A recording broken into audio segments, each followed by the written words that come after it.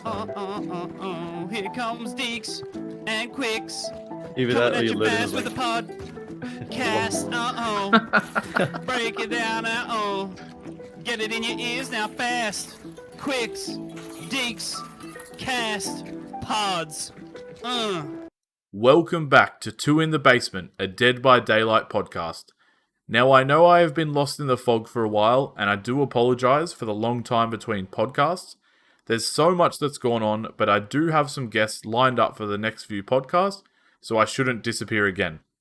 I just wanted to quickly say that if you do enjoy the podcast, make sure to share it with some friends, rate it on whatever app that you listen to, and to come check me out live on Twitch at twitch.tv/Deaxz93, where we talk about a lot of these things with the community regularly. For this podcast, I have one of my good friends on Twitch, a full-time DBD caster, KyleTG. Whether he's flashlight saving, head-on stunning, or simply memeing around with friends, his community is great to be a part of, and I highly suggest you go and check out the stream after listening to this. So Kyle, did you want to tell us a little bit about yourself? Hi everyone, my name is KyleTG, but you guys can refer to me as just Kyle, that's fine. I'm a Dead by Daylight caster on Twitch from Sydney, Australia. I started streaming in January of 2020, originally Call of Duty for about 3 weeks and then transferred over to DBD. And I've been a survivor main mostly, but I also do play a lot of killer as well. I pushed in about 2,600 hours into this game at the time of this conversation, I think. But yeah, so that's just a little bit about me. That is awesome, Kyle. With your streaming journey, I just want to go way back to the start, if you can remember, back in 2020 when you first started out. I guess it's always fun to find out why people kind of started streaming and what kind of got them into it. Is there any crazy story, or what's a little bit of background to how come you started to jump online and stream games for people? I've always been a gamer. Like I've always been a gamer since I was a young kid. Back when I got my first Sega, I was playing Sonic the Hedgehog at my nan's place in Sydney, in like the city there, and that's the origin of what got me into video games. Was just fucking being a kid and just wanting to find a bit of something fun to do. But what got me into streaming was because I was already gaming. I was looking up tutorials one day of. I was more so looking up. How do I explain this? I was looking up video games in relation to Slender Man on YouTube. Okay, yeah. I don't know why. I don't know how I really came across that, but that's what got me into it. I was like, I heard about Slender Man. I was like, I got to check this out on YouTube, and I found that there was a video game on it, and PewDiePie was doing a walkthrough on it, and it was like the Slender Man, the 8 pages, which is just like a file you could get off the internet somewhere. And so I found this and I was like, wait, people can play video games and record themselves on a camera and get their reactions. And I was like, that's the coolest shit ever. I've never seen this. And this was back in 2000 and I think it was like 10. That's crazy. 10 or 11. And I was like, fuck, this is something I want to do. But being in Australia, as you would know, like the internet isn't really crash hot here, considering, we invented the Wi-Fi. Exactly. So I was pushing upload speeds of about 3 megabits per second for a long time. 3 back there. 3 is even pretty good for Australian internet. That was really good. Like that was sensational. And then NBN came out. I think it was like in 2016 or 17, something like that. But it didn't really hit my area until 2020, mid 2020. Yeah, it's been a while. So I finally started getting upload speeds that was capable of streaming in 2020. So I had to wait about 9 years to get decent internet to start streaming. I wasn't really not motivated to do it knowing the internet that I had. But yeah, so yeah, PewDiePie and fucking, what's it called? Slender Man tutorials got me into streaming. That's so cool. I've never heard anyone else have that story. So it's truly unique to just you. Yeah. I was the same. I don't know, dude. When I started, like I wanted to stream or create stuff for like 5 years, and it was the internet. It was always the internet. We can't do it because of this. And then one day I just said, you know what? I'm going to pay an extra $50 on my phone plan, and I'm going to start streaming off my 4G. And I did that and started streaming Fortnite. And so you had like a capped plan on your phone, and then you upgraded to get more internet, or for like faster speeds or something. Like, how did that? So my upload on 4G was actually like crazy. I had an upload of like 20 or something on 4G. Oh, like it was ridiculous, and I had 100 gig on my plan of data. So I paid like an extra like $50 for another 100 gig.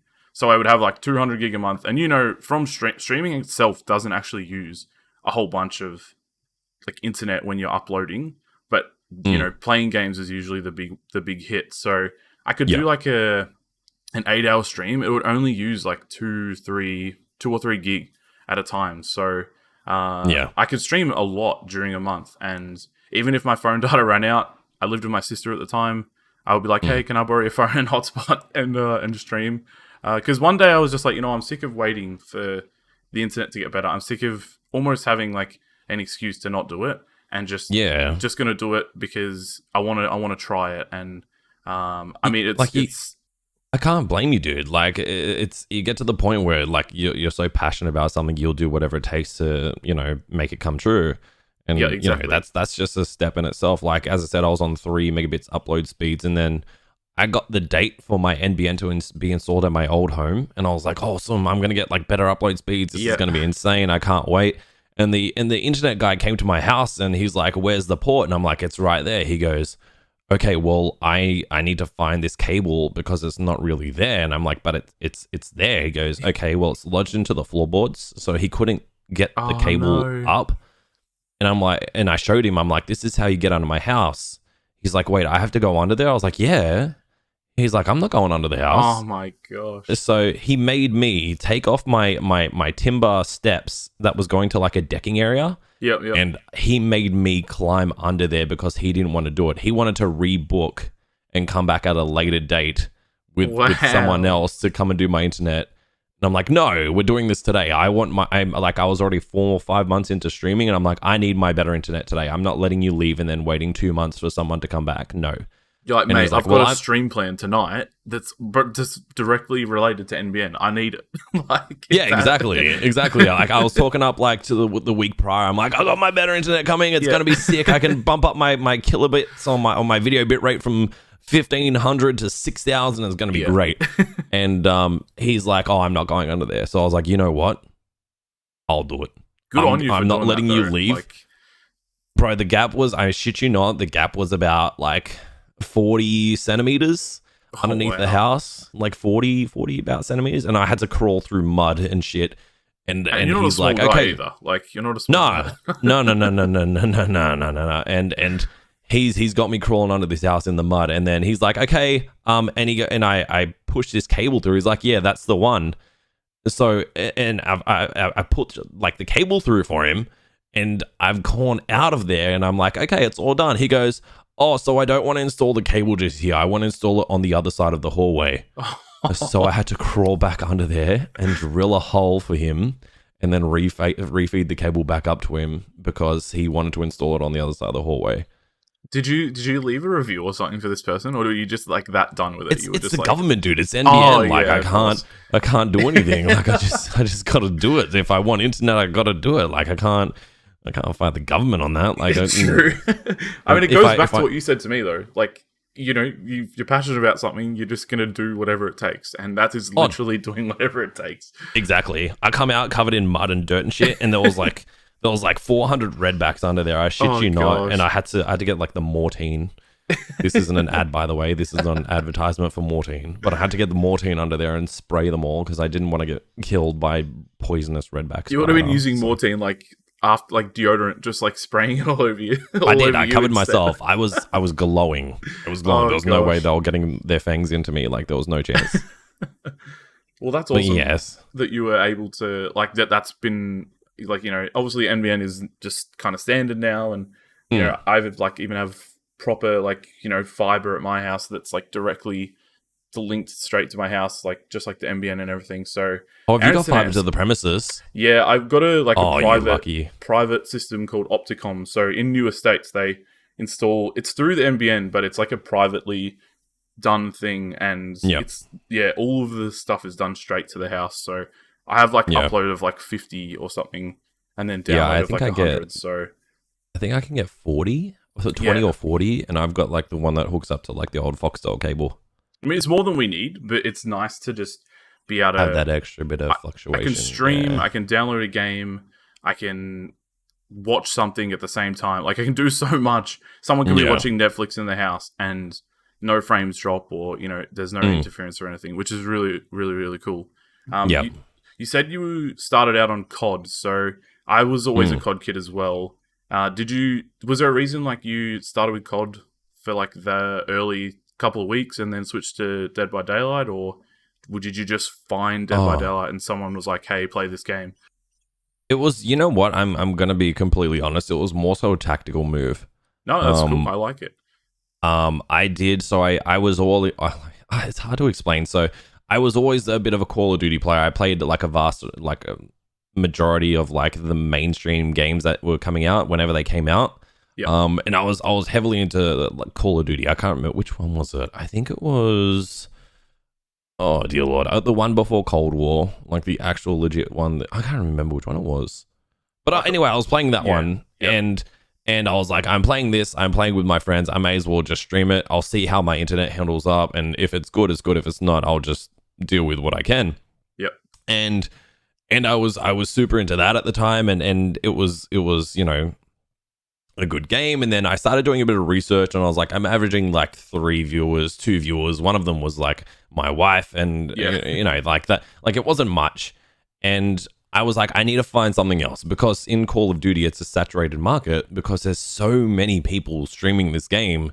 Exactly. To the discoverability of it is very low. And I was like, this is, if I want to be somewhat successful or somewhat have a community in this platform, I can't stream Call of Duty. Like, that's not going to work.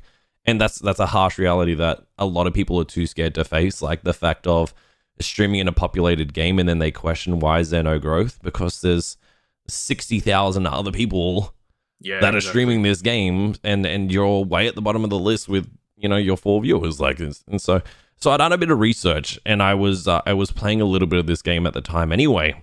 And I owned Dead by Daylight in 2016 when it first came out.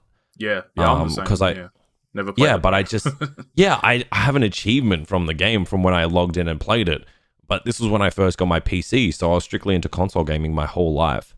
That's so similar to me. Like, literally the same story as me. And you know, I jumped on the keyboard and mouse. I tried playing, you know, Dead by Daylight. I was like, this isn't what I want to do. I feel weird on keyboard and mouse. I don't want to play this. So I kind of stepped away from that game. And then when I started just like figuring out where I wanted to be on Twitch and how I needed to approach this from like a business perspective, I was already playing a little bit of Call of Duty. I was already playing a little bit of Dead by Daylight off to the side of Call of Duty, and I was like, you know what? I checked out Dead by Daylight on Twitch. I saw that it was a very successful game, with viewer wise, but it was also a way, and like the opportunity for growth was there as well. So it wasn't an overly populated game, but there was large viewership that was there as well. Yeah, it was approachable, so you could definitely get in. You could get in there, and then if you did good, there was a way to go, you know, up to a decent viewership. But you didn't have to be like Shroud or, you know, one of those super gamers that is going to get up there in COD or something. You can still just be who you are and then still kind of make it. So yeah, I think that's really smart, and not a lot of people kind of acknowledge that when they start, because streaming is fun and we do it for fun, and we play it, we do it because we love playing games. But when you want to be successful, or, you know, have a certain path that you want to take, it's something that a lot of people miss out on. And exactly. They don't think about it. I agree. I 100% encourage people to stream and stream what they want to, because it's fun, and they want to have fun while playing video games. I had fun playing Dead by Daylight, so there was that already intact as well. But I also wanted to have people watch me play video games, and I wanted to have a community, and I wanted to make friends, and I wanted to do all these things, and Call of Duty wasn't offering me that. Whereas I saw an opportunity with Dead by Daylight to grow some friendships and to, you know, build my community and to be somewhat, you know, successful on the platform, meanwhile making friends. And that's what Dead by Daylight offered me, whereas I wasn't getting that in Call of Duty. I was getting like the toxic people who were just like, oh, 1v1 me, you know, like it was just like, Yeah, I still get that with Dead by Andy, Daylight. like, you know. Yeah, I still get it, but it's not the same community. It's different communities. There's different people. There's different outlooks and perspectives with every video game, but just Dead by Daylight was more so. It granted me more opportunities as a broadcaster and as a content creator than Call of Duty would have. You know what I mean? Like, it's just... I 100% get that, yeah, for sure. And it's weird to say that the Dead by Daylight community is, like, you know, is open and wholesome and brings people in, because we see... So we don't see a lot of that, you know, depending on where you hang out. But if you hang out in the right places, like, there are so many good people and so many people that want to, you know, just be inclusive and bring new people in and create a community, as you said. And that is actually one of the things that I love about your channel and your, like, Twitch, like, journey is it's super based on community, and it feels like a place where you can make friends. Like, with Twitch, you watch, when you're the viewer and you watch a broadcaster or a streamer, you watch them, and they do start to become, you know, they feel like they become your friend, because, you know, you might hang out there every day and you talk to them, and sometimes you, like, play a game here and there, but you make genuine friendships with people that you have met just from your chat. And it's not everyone, but it's so cool to see, like, a community build with lots of different people, but then genuine friendships. Like, I know you've made genuine friendships from your stream and your community. I definitely have with people that I play games with regularly off stream now. Yeah. And it's definitely one of the things that I admire about what you do, because not a lot of people can create that community feeling and be genuine still. It's kind of... a lot of people want that community feeling, but then they switch off and they're just like, fuck everyone, basically. But you know, you keep that the genuine feel, but then also still bring in all those people. And being in your stream feels like you're hanging out with a bunch of friends, not only just with you, but with the other viewers too. Well, that's the thing as well. That's something, like, I've been super pursuing of as well recently, because, like, as you said, there's people that build friendships directly with the broadcaster. Yeah. And then there's not really much involvement with each other, and that's something, like, I've really been pushing lately, is the fact that, you know, I want a community that can feel comfortable with each other and not only just me. Yeah, for sure. So that's been a huge deal for me in the last few months. And honestly, since the last few months have gone by, before that, there was a lot of just friendships with solely just myself and a lot of my community. Yep. And it felt like there was somewhat of, like, a disconnection at times, and that's, like, the harsh reality of it. Is, like, I know people come to watch me, but I want them to also feel welcomed and to feel comfortable, and a lot of that has really transpired in the last couple of months. I've been streaming for almost 2 years, and there has been genuine, like, connection between the community, but nothing like as what it's been lately. Yeah, for sure. And that's the part where I'm super content with. Like, I appreciate people coming on and hanging out with me and making friends with me and just watching me, but I also like to see people interacting with each other, and I like to see the different personalities come together. Like, I've seen relationships form from, you know, our community, and to be successful, like, in relationships, whether it's friendships or romantically or whatever it is. And I'm happy to see that. But it's just nice to see people from all over the world, like, coming together in one place and feeling comfortable enough to not only communicate with me but with each other. It's just that's what I've been pushing for mostly, is just community members just not only coming in with the sole purpose of being a viewer, but a community member.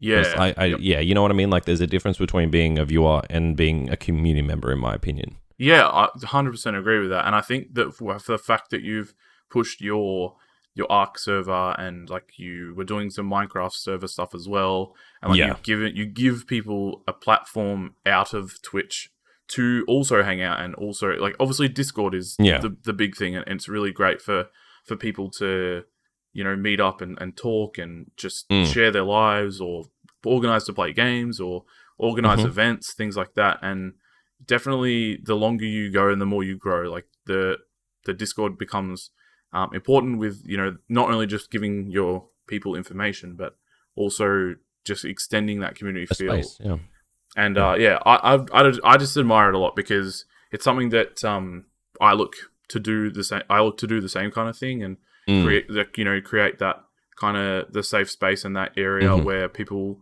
don't just feel like a viewer. I never want someone to feel like a number or anything like that. I want them to feel like a community member and a person, just a person, not a number. So it's really, really cool. Like, you want to acknowledge that you do want to grow on the platform, but you don't want it to be just a statistic point of view. You want it to be like, I want to grow, but I also want to build something that is homey and comfortable and welcoming for everyone to come into it. Like, and and I think that's a lot of things that people aren't really thinking of. They think, I just want to grow, I just want to be successful, regardless of whatever the outcome is. Like, that's all I need.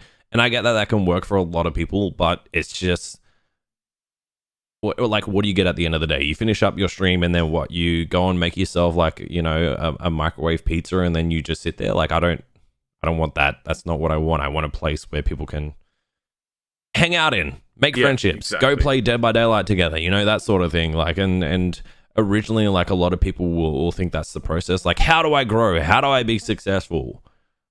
Well, build a community where people feel comfortable. You know what I mean? Like, I know that Twitch isn't all rainbows and sunshine and friendships being made and like hands being held and everything like that. Like, a lot of it is just copy pastas and just memes and all that sort of shit. Like, that's what Twitch is, and that's how a lot of people grow. I get that. I totally get that. It's just a place that is just where people will just go and vent their frustrations, but that's really not what we're about. And like, I'm happy for that sort of memes and everything like that. I totally get it, but just it's not what I base my growth off. You know what I mean? Like, I'm all for fun and jokes and the meme lords and everything like that, but I can go along with it. I'm totally accepting of it. I love it, but it's not been my sole focus. Yeah, for sure. And you have been, as you said, you've been streaming for almost 2 years now. You got partner in pretty much a year, right? Was it almost? It was. I'm pretty sure it was close to a year because I've been watching you for a decent amount of time now. Yeah, and I started streaming in January of 2020. Yep. And then we got I think I got my letter on December 3rd. So it was just like literally 11 months. Super impressive as well. Like to go from starting out to all the way, not even a full year, and getting to partnership is really, really successful. And I congratulate you on that for sure. I think a big part of your stream, just based on what you said before as well, you kind of love to give advice, or it's something that you've kind of grown into over the last, I'd say probably like 6 to 8 months. You've always given advice, but you've given people an area where they can come and ask questions about streaming and about you're getting yourself into YouTube and TikTok and that kind of thing. So, you're growing with people, but then they also can come in and ask those questions, even about the game itself. But I think that's really, it goes to kind of like extends from that community feel. And was that something that you, I guess, have you always been a type of person to give like advice on things, or was it just something you found yourself becoming more knowledgeable, so it was just like a natural progression? I like to see people like do well. Yeah. I'm not the type of person that'll be there and be like, oh, this is, I'm glad this person isn't succeeding. Like there's been many occasions where I've been like, hey, if you're doing this and you're questioning yourself about this, how about you approach it like this? Like I give people the option of looking outside the box sort of thing. Yep. Whereas, like, the whole thing, like, my stream isn't about people coming in and self-promoting and being like, hey, this is a market to, follow for follow and all that sort of shit. Like, that's not what it is. Like, the thing is, I see people, and this is the harsh reality, is that a lot of people want to be successful on Twitch. I don't know where my success came from. Like, I don't see it. I don't, and that's not me being like, oh, like fill me with compliments because I'm fishing for them. Like that's it's a genuine thought process of mine. Is I don't know why I've got the success that I have. Yep. But then if I can help out other people with what's helped me, I will. But then the harsh reality of Twitch is a large percentage of people won't be. And you take your definition of this word however you want to take it, but a large portion of people that want to stream on Twitch will not be successful in their like endeavors.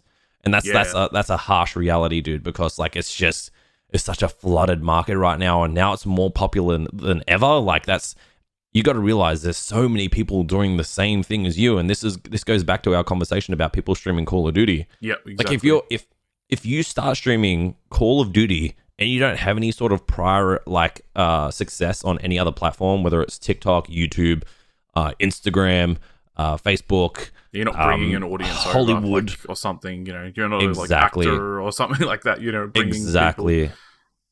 If you don't have any sort of prior success somewhere, you are going to struggle. Yep. And that's the harsh reality, is that is the case. I started out with nothing. Like I had no success on YouTube. I had nothing on my Instagram. I had like literally nothing. I was blended in with no Dead by Daylight community members. I was blended with no Call of Duty community members. I literally started from scratch.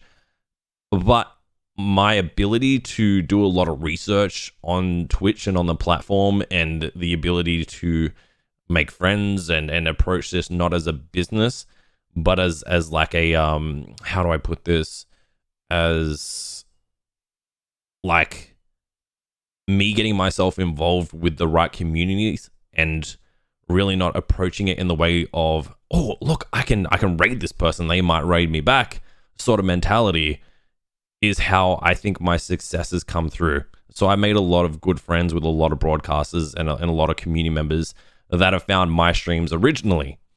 And that's strictly from playing Dead by Daylight. Of course. That's literally from playing DBD. Like a lot of people have found my stream and have shown me that they're a caster. And what I do is I go check them out and I go say, oh, hi, like this is a really nice place to be. And I'm really selective of the communities I get involved with now. And earlier in the days, I was not that selective. And there was a lot of risky people on for sure on Twitch. And a lot of people would support me in the early days that would find my stream. Why? Because I was streaming Dead by Daylight and I wasn't all the way at the bottom of the category. Like I was averaging, I think, like 6 people when I started doing DBD. I think like 3 to 6 people. And you wouldn't have to go through the hundreds of thousands of people streaming, you know, Call of Duty, for example, and they would find me easier. And I made a lot of good friends through the DBD community, and that's just what happens, because I chose DBD because I saw the viewership. I took the analysis of, I would fit well here. This is a community I like to be involved with. I love this game, and I made a lot of good friends through it. And word of mouth would get through from people from my community to other community members in DBD, and then they would come and check me out as well. Whereas if you're playing Call of Duty, how are you meant to get known in Call of Duty? Way too many people that are just out, even just playing the game. Like it's so hard for someone to see your one specific name and be like, hey, remember that Kyle guy? Exactly. Like, but in DBD, it's like you go up against, well, in our region as well, you specifically go up against the same people quite a bit. So, you know, once you do start saying, oh, there's this Kyle guy or there's this Deaxz guy, you know, you start to see the names and then you're familiarized with it. Yeah. Like for example, one of my mods now is one of my like really, really good friends. Yep. And she didn't even know that I was a caster on Twitch, and I've been partnered since last December, as I said. Yeah. And I've played with them multiple times over the last 2 years, multiple times. Yeah. And like only like 4 or 5 months ago, she was like, "Oh my god, you're a streamer?" I was like, "Yeah." She's like, "I had no idea. I played with you multiple times now," and like we would always talk in endgame chat to each other, like, "Oh, like you know that was cracked," or you know whatever happened. They're like, so I built these relationships with these people in the game, and then they finally like, "Oh my god, you stream?" Because I don't run TTV or anything in my name like that. Yep. And then they come and check me out. But in regards to like the growth thing from Dead by Daylight, it wasn't only Dead by Daylight that would bring people in, like that's easy enough, but it was also the fact of who I was as a person would bring them in. So a lot of people had the reputation of knowing me as like the shoey guy. Yeah, you've got that down for sure. Yeah. So like I was pretty much the only person in Dead by Daylight who was like drinking out of my shoes and doing like that sort of shit. So that like helped word of mouth massively, because I did something that's completely disgusting, and a lot of people like enjoy people making an idiot of themselves on the internet.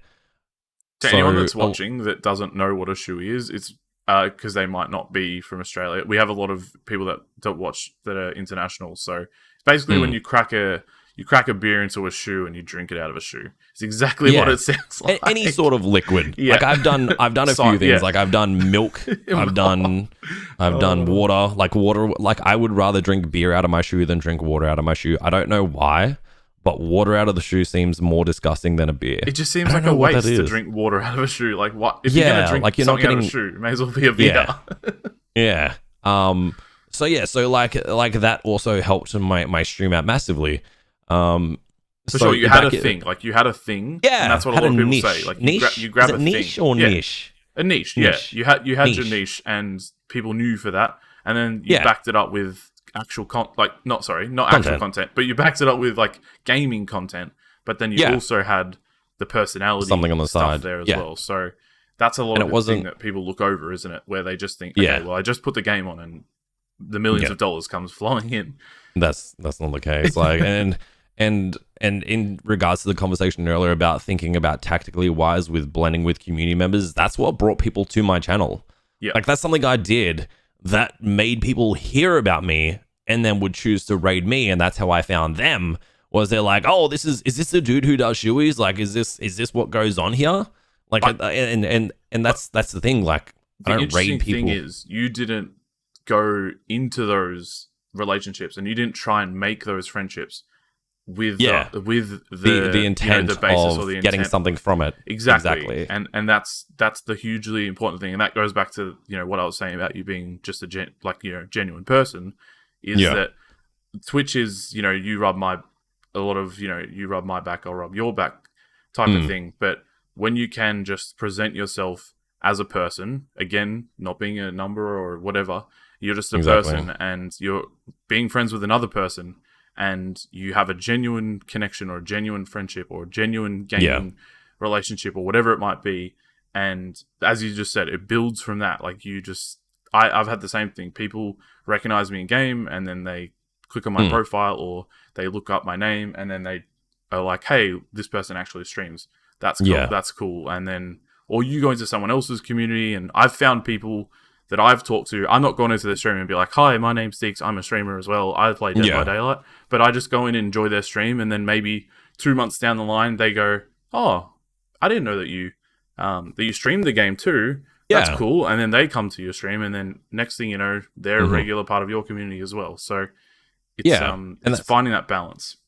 Yeah, and like I know this diverge like takes you off to the side a little bit of like the main topic, but that's like this is a huge thing that I'm passionate about with Twitch, is that a lot of people are expectant, and a lot of people think that they deserve more than what's actually going on, for example. So a lot of people will think, if I raid this person, I'm guaranteed their support in a way. Yeah. You know what I mean? Like, and that's been a huge thing. Like, it's been a huge topic for me in the last couple of weeks, because a lot of people I'm hearing, and this is word of mouth as well from people directly, is that people are saying that they get what they want from people, and then they don't receive it back. So they stop supporting because of that.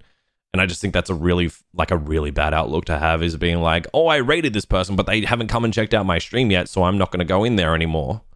Like that seems like a really, really, really, really bad approach.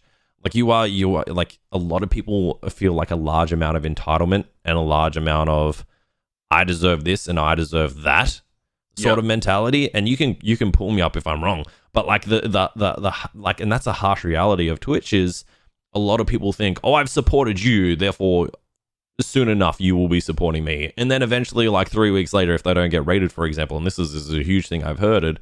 This is the huge thing that I've heard, is that they go off the person because they haven't been supportive. And this has happened to me, and I've heard this directly from word of mouth, is that if I've stopped supporting someone, or I've stopped supporting them, or if I've drifted away from their community, is that I've got what I want, and then they leave. Yeah, and this is a huge thing, not only directed with me, but from other content creators. It like in itself, like they've heard that they've had support come in, and then they haven't reciprocated, therefore they're a piece of garbage. Yeah. I agree with what you're saying, 100%. And expectant is like such a good word for it. And entitlement obviously goes well, and that does actually fit into, Dead by Daylight and the things that we will talk about going forward. But the expectant thing is, it's so...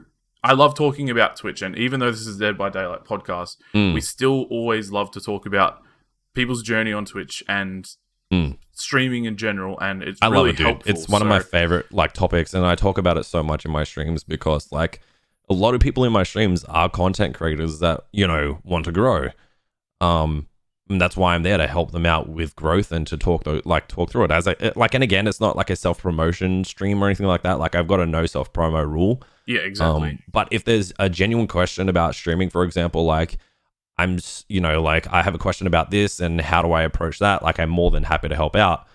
But it's a huge topic, and I love talking about it. It's super interesting. I love hearing hearing people's growth and their stories. Yep. I think it's super interesting to see people going from 5 viewers to 40. One of my friends right now he's been streaming DBD for quite some time, and he was I'm not going to say on the lower end, but he was on the lower end of viewership or with DBD. And he reached out to me personally. He's like, dude, what's going on? What can I do? What can I fix here? Yep. And I literally sat on the phone to him for 2-3 hours in Discord. And I was like, listen, tell me what's going on, and we'll see what we can do to help you out. And we literally had a conversation about his streaming schedule, what he does, how he plays, his even his personality and his schedule and all that sort of stuff we talked about. And it was just a general conversation on what I think would help his streams, and they've gone from the 5-10 viewers up to 30-40 in a couple months. That's a huge bit of growth. It's tripling your your viewership, which is insane at minimum. At minimum. And that's just a general idea of how much I love to see people grow. But then there's other people who are just oh, you haven't rated me back in the last 2 months. You're a piece of shit. Yes, I just can't identify with that because I can literally use you and me as a perfect example. Obviously we both stream. I have rated you before. You have rated me before. If I was to turn around and be like, hey Kyle, I haven't seen you in my stream. I haven't seen your name in my stream. You could be lurking. You could be anything. I don't check the viewer list. But if I was to turn around and say hey, I haven't seen you, so I'm gonna stop watching you or stop supporting you, I would be missing out on so much good shit and so much good content from you. I would just literally be doing myself a disservice by doing that. So I don't know why people have that mentality of being I'm just going to gatekeep myself from this person's content because they're not supporting me. I don't care if I've found you. The main thing happened. We found each other. And I've found someone that I really enjoy watching. So it doesn't matter the support back and forth, because I know that I could do exactly what that other person you just mentioned. I could come to you and say, hey man, I need some advice on this, and you'll always you'll message me back, and you'll always you would help me out doing the podcast. I messaged you last week to say, hey, do you want to be on the podcast? And you were like, yep. And then here we are, literally within a week. Recording. Yeah, I'm happy to there's no ifs or buts on how I approach Twitch and friendships, and how there's so many people that I love to watch that aren't the world's biggest streamers. I don't like to hang out in big streams. There's a couple people that I do enjoy watching. I love Otofu. Otofu is one of my favorite people on the entire planet. He's even someone I would call a friend these days. You've got me into him too, which is cool, because I didn't watch him as much, and then I've slowly started to watch him more because of you talking about him, but also him being a part of your thing. So again, it extends back to what you're saying about just intertwining communities. And do you know how Tofu and I have become somewhat intertwined in a way? Is I literally just hung out in his stream. I've never once hosted him. I never once rated him. I never did any of this sort of things. And I'm not a large streamer, so I'm not someone Angry Pug or Tofu, or I'm not on that scale for anyone that's interested. I average a couple hundred viewers, or 100 or so. And the way that Tofu and I have become somewhat involved is Tofu. I hung out in Tofu's community a bit. I would only talk occasionally because I don't really like hanging out in large streams. I like to build relationships with the streamer directly. But with Tofu, I was watching him for a bit, and I was like, I really like what this dude does. Like, I love the personality, I love the way he plays, I love everything that's going on. So I started getting chatty in his stream, and he was so responsive.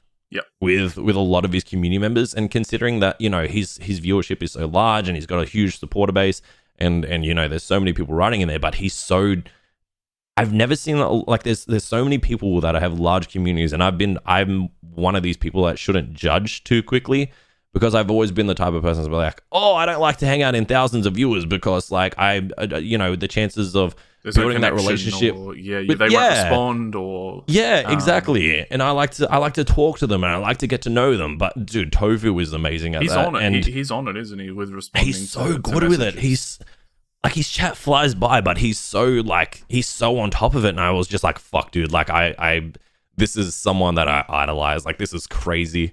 And for so context, like, I started, he has like what 2k viewers, 3k viewers sometimes, like in that kind of like average, 1.5k 2k area, and he always still manages to reply to a lot of messages. He's like, considering how quick it goes, he does like an amazing job. Yeah, exactly. And that's something like that I love about the streamers, is people that interact with their community. A lot of people just ignore the chat and just talk with their friends on like a Discord call, and you know, like, just ignore everyone. That's not what I'm about. And that's that's another conversation. If I jump into a stream and I see someone like on Discord in comms and they're not really pay attention like to their chat, I'm a bit like, oh, you know, like, I get that that's a part of content creation, but I don't really like. I would rather talk to you. And everyone's content isn't for everyone, and that's the best thing about Twitch. Is it's the good thing about Twitch and the bad thing. There's so many people out there that it's hard to get discovered sometimes, but there are so many people out there that you will most likely find something that you're looking for, or you know, the type of content that you want. Like, I do Discord calls rarely, but I still do them, but they're very rare. Like for example, doing House of Ashes with Val last week, Valaris. Like, that's just a thing that I do occasionally, and a lot of people might not like that. That's fine. I don't really do comms, but like, I will tune into some people that do Discord like comms sometime, because, you know, it's great content. It's funny. Like, the different personalities interacting. I'm not against it. It's just not something I'm like super into. You know what I mean? Because there's so many voices. It's chaotic. I like to build relationships with the streamer directly. But like, again, Tofu was doing a lot of like interacting with his community. I love what he did. And I shit you not, I've never hosted this man or like rated him or whatever. And fucking one day I'm sitting there on stream, I'm just chilling, and then fucking Tofu raised me with like 3,000 people. Yeah. And I'm like, the hype is real. I'm like, wait, what the fuck? Like, what the fuck's going on here? Like, how did you find me? And like, I slammed a shoey, and he's like, this is crazy. He's like, why are you drinking out of a shoe, you weirdo? Yeah, because one day I was in his chat talking about shoeys. And like, there was a lot of Australian viewers in there because he streams in our afternoons. And he's like, and everyone's like, Tofu, you don't know what a shoey is? And Tofu's like, no, I got no idea. I was like, fuck, I've introduced Tofu to something that's he's never heard of. There you go. And then that's probably part of the reason why he ended up being able to find you and come over, because of both of those things. So yeah, and it was really literally important. Just a general conversation, because I think we're talking about like disgusting shit. I'm like, have you like ever done or heard of a shoey, Tofu? He's like, what the fuck's a shoey? And then all the Aussies are like, you've never done a shoey, Tofu? You don't know what that is? And he's like, no, I got no fucking idea. And so I sent him through a clip, and I was like, this is what a shoey is. And he's like, that's fucking disgusting. Like, that is gross. I'm like, yeah.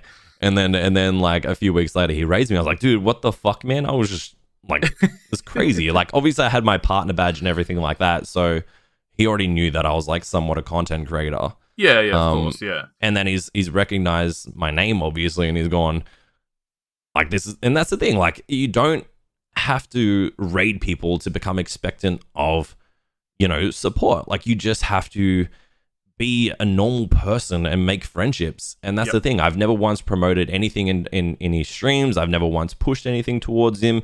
It was just me building an amazing friendship with this human being because I liked his content. Yeah, you're not going, bye Tofu, I'm going to stream now. See ya. Yeah. Like, you know, it's none of that shit. So exactly. And it's obvious because when people know that you're like partnered because you got the badge, it's more likely people will check out your streams in that sort of situation. Yeah, for sure.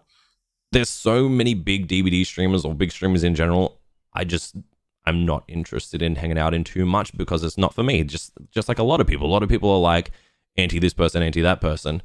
But I like to hang out where I feel comfortable, and I like to spend time where I feel comfortable. And I don't have much time to spend on Twitch because I've got so much going on outside of Twitch with my family and everything. But when I can, like, there's places that I feel comfortable to do so. Yeah, for sure. I think exactly. that's a huge thing. So I think you and I could literally talk about Twitch for a whole entire podcast. Oh, bro, I could talk about it for like 6 hours with ease. I think the best takeaway from kind of what you bring to the table with Twitch and everything is, and also like a good piece of advice, is to emulate the content that you like watching. So, you know, you love a community feel, you love talking to the broadcaster, and you love that kind of thing. When you watch people, that's what happens. And then in your stream, that's exactly how your stream feels. So, you know, emulating what you already prefer to have on Twitch, most of the time you're going to be successful successful in quotations, because everyone has different gauges of success. But exactly, that's a very particular word to be using. Like when it comes to Twitch, is success. Exactly, a lot of people would just say, I don't know, as long as I'm having fun, that's success. As long as I'm getting this out of this, that's success. Like I've got myself a raid sponsorship, that's success. Yeah, like, exactly. And it's the best thing is be a part of a community where people lift that success up and don't shit on it because it's a small thing. Because I see a lot of people be like, "Oh, you've got this, you know, that's the small, you know, that's the small fish success. You know, you're bad or something, you know." But it's like, hey, look, I'm proud of myself and I'm proud of what I've done. So that's exactly what I'm talking about. Like, like as long as you think you're doing well, that's all that matters. Like you can't gauge the word success when comparing to other people. And I know we're going to move on from this soon, I'm assuming. But you can't say, "Oh, I'm only doing this," and compare yourself to other content creators, because then that's going to be the biggest knife in your heart that you were ever going to do. This is the one thing I'll push on to anyone. Do not compare yourself to anyone else. Yep. Like that is, I used to do it. I did. And dude, it's literally the most off-putting thing that you can do to yourself and to your community, is because then it reflects in your streams as well, because you're like, "Oh, I'm doing this and this person's doing that, but then they're doing this and getting this and I'm not getting this or that." Like it's literally the biggest thing you can do. Like be yourself. Yeah, it's something that I honestly like to share, is that I've struggled with over the latter part of, or the early part of this year, is I fell into the trap of doing that, of comparing. Comparison is the worst thing you can do. Comparing it's not so only bad. Streaming, but just like, I was comparing so much stuff in my life, and I just got to a point where I thought and said to myself, you don't need to compare what someone else is doing, because I just need to look and make sure I'm happy with what I'm doing, and whether it's successful or not, that doesn't matter. To me anyway, I want to be happy, and if I can be happy doing the thing that I'm doing, then that to me is success. So I had to look at myself and think, well, it doesn't matter what this person's doing. It doesn't matter how this person is, you know, getting treated for doing this or that. I need to just continue down my own path. And that goes back to, again, what I said about, you know, and what we said, you know, emulating the stuff that you enjoy, because you're only looking at what you enjoy. And if you can do that on your own stream, then hopefully that reflects, and it makes really you feel better. Dude. So it reflects your attitude in like large magnitudes. Like you've got if you're feeling shitty, it reflects back in your streams. Like the other night, I was not feeling like Dead by Daylight at all. I was having rough games. And usually I don't get triggered, and I get triggered. Everyone gets triggered in DV, regardless of who you are, a little bit. But I go with the attitude of, oh, it's just a game these days. But even the other night, I was just like, oh, fuck, and I just... you just couldn't get out of that space. Yeah. But that reflects on your streams, and that's the thing. Like, you've got to go in there with the right mental attitude towards not only the game that you're playing, but towards yourself and your community. Otherwise, it's going to butcher you. You are going to drive yourself into the ground. And that's just the harsh reality. You cannot compare yourself. It is the worst thing you can do. Yeah, on Twitch and in life, on Twitch, like just in general. Like, in general. Like, hang on a second, I'm driving my 2002 Honda Accord. Meanwhile, Larry next door is driving their, 2019 Mercedes Benz, like that's doing you harm. Like you like, and I know it's like a normal part of life, but you got to like drill that, especially with Twitch. Like you got to drill that out if you want somewhat success or somewhat growth on Twitch. Like you can't compare yourself to others, otherwise you're going to lose motivation. You're gonna not want to stream. It's gonna like tear you apart. I've seen it happen. It almost happened to me. Yeah. You can't, because then you become less and less motivated, and then it reflects on your streams. So you just can't. No, it's hard, but you can't. Yeah. You can't. The other day when you did have that, were you playing Killer or Survivor when you were having those? I was doing games? Survivor. Yeah, I was playing Survivor. Is that my main? Is that your? As I say, that's your main kind of focus. With DVD, so I'm a Survivor main, and I push that like 100%. Sorry, my phone just vibrated. It's all good. I'm a Survivor main, but I play a lot of Killer. It's not like similar to me these days. Like I started out playing Killer massively, and then realized how fun Survivor was, and then now I would call myself a Survivor main, but still playing like a fair amount of Killer as well. Yeah, so like I play a lot of Survivor. Like I do play Killer a lot. It's like I'd say at the moment it's like a 70-30 split. Yep. Like more Survivor than Killer. But it's I don't know. Did you start out on Survivor or like? Pardon? Did you start out on Survivor when you first started playing, like Dead by Daylight, or was it? Yeah, I was. Yeah, dude, I had no idea what I was doing, and that's just with everyone that starts DVD. No one starts out a professional. Like, there's not a single person that can watch DVD and be like, I'm going to be a god at this as soon as they start playing. Like, you can say that, but you're not going to be. Like, it's not. It's a much more intricate process than that. But yeah, I started out Survivor main. I got to rank 1 in like a couple of months. Like that was a goal, and then eventually it was okay. I've done so much Survivor now. Let's try and get it on Killer. And then before Freddy's nerf, when he got that slowdown nerf for laying down puddles and everything. Before that nerf, I was like a Freddy main because he was the easiest to like pip up. He was simple and with then, that one. And then I got to rank 1 with that, and then I've just sort of transitioned around my Killers, and now I play a lot of most Killers. But yeah, Survivor, definitely Survivor main. Yeah, that's awesome. I guess kind of like touching on that the other day, just as a little extra thing, you were talking about how potentially you might be doing a hardcore Survivor challenge coming up. Yeah. I have done it, and I can tell you that it is tough. I think on MMR, it's going to be a very interesting experience for you because we did it right before MMR came out, and it got it in there. But yeah, it'll be interesting to watch if you end up going ahead. Did you do it? Did you beat it? We got the highest. I got to rank 2.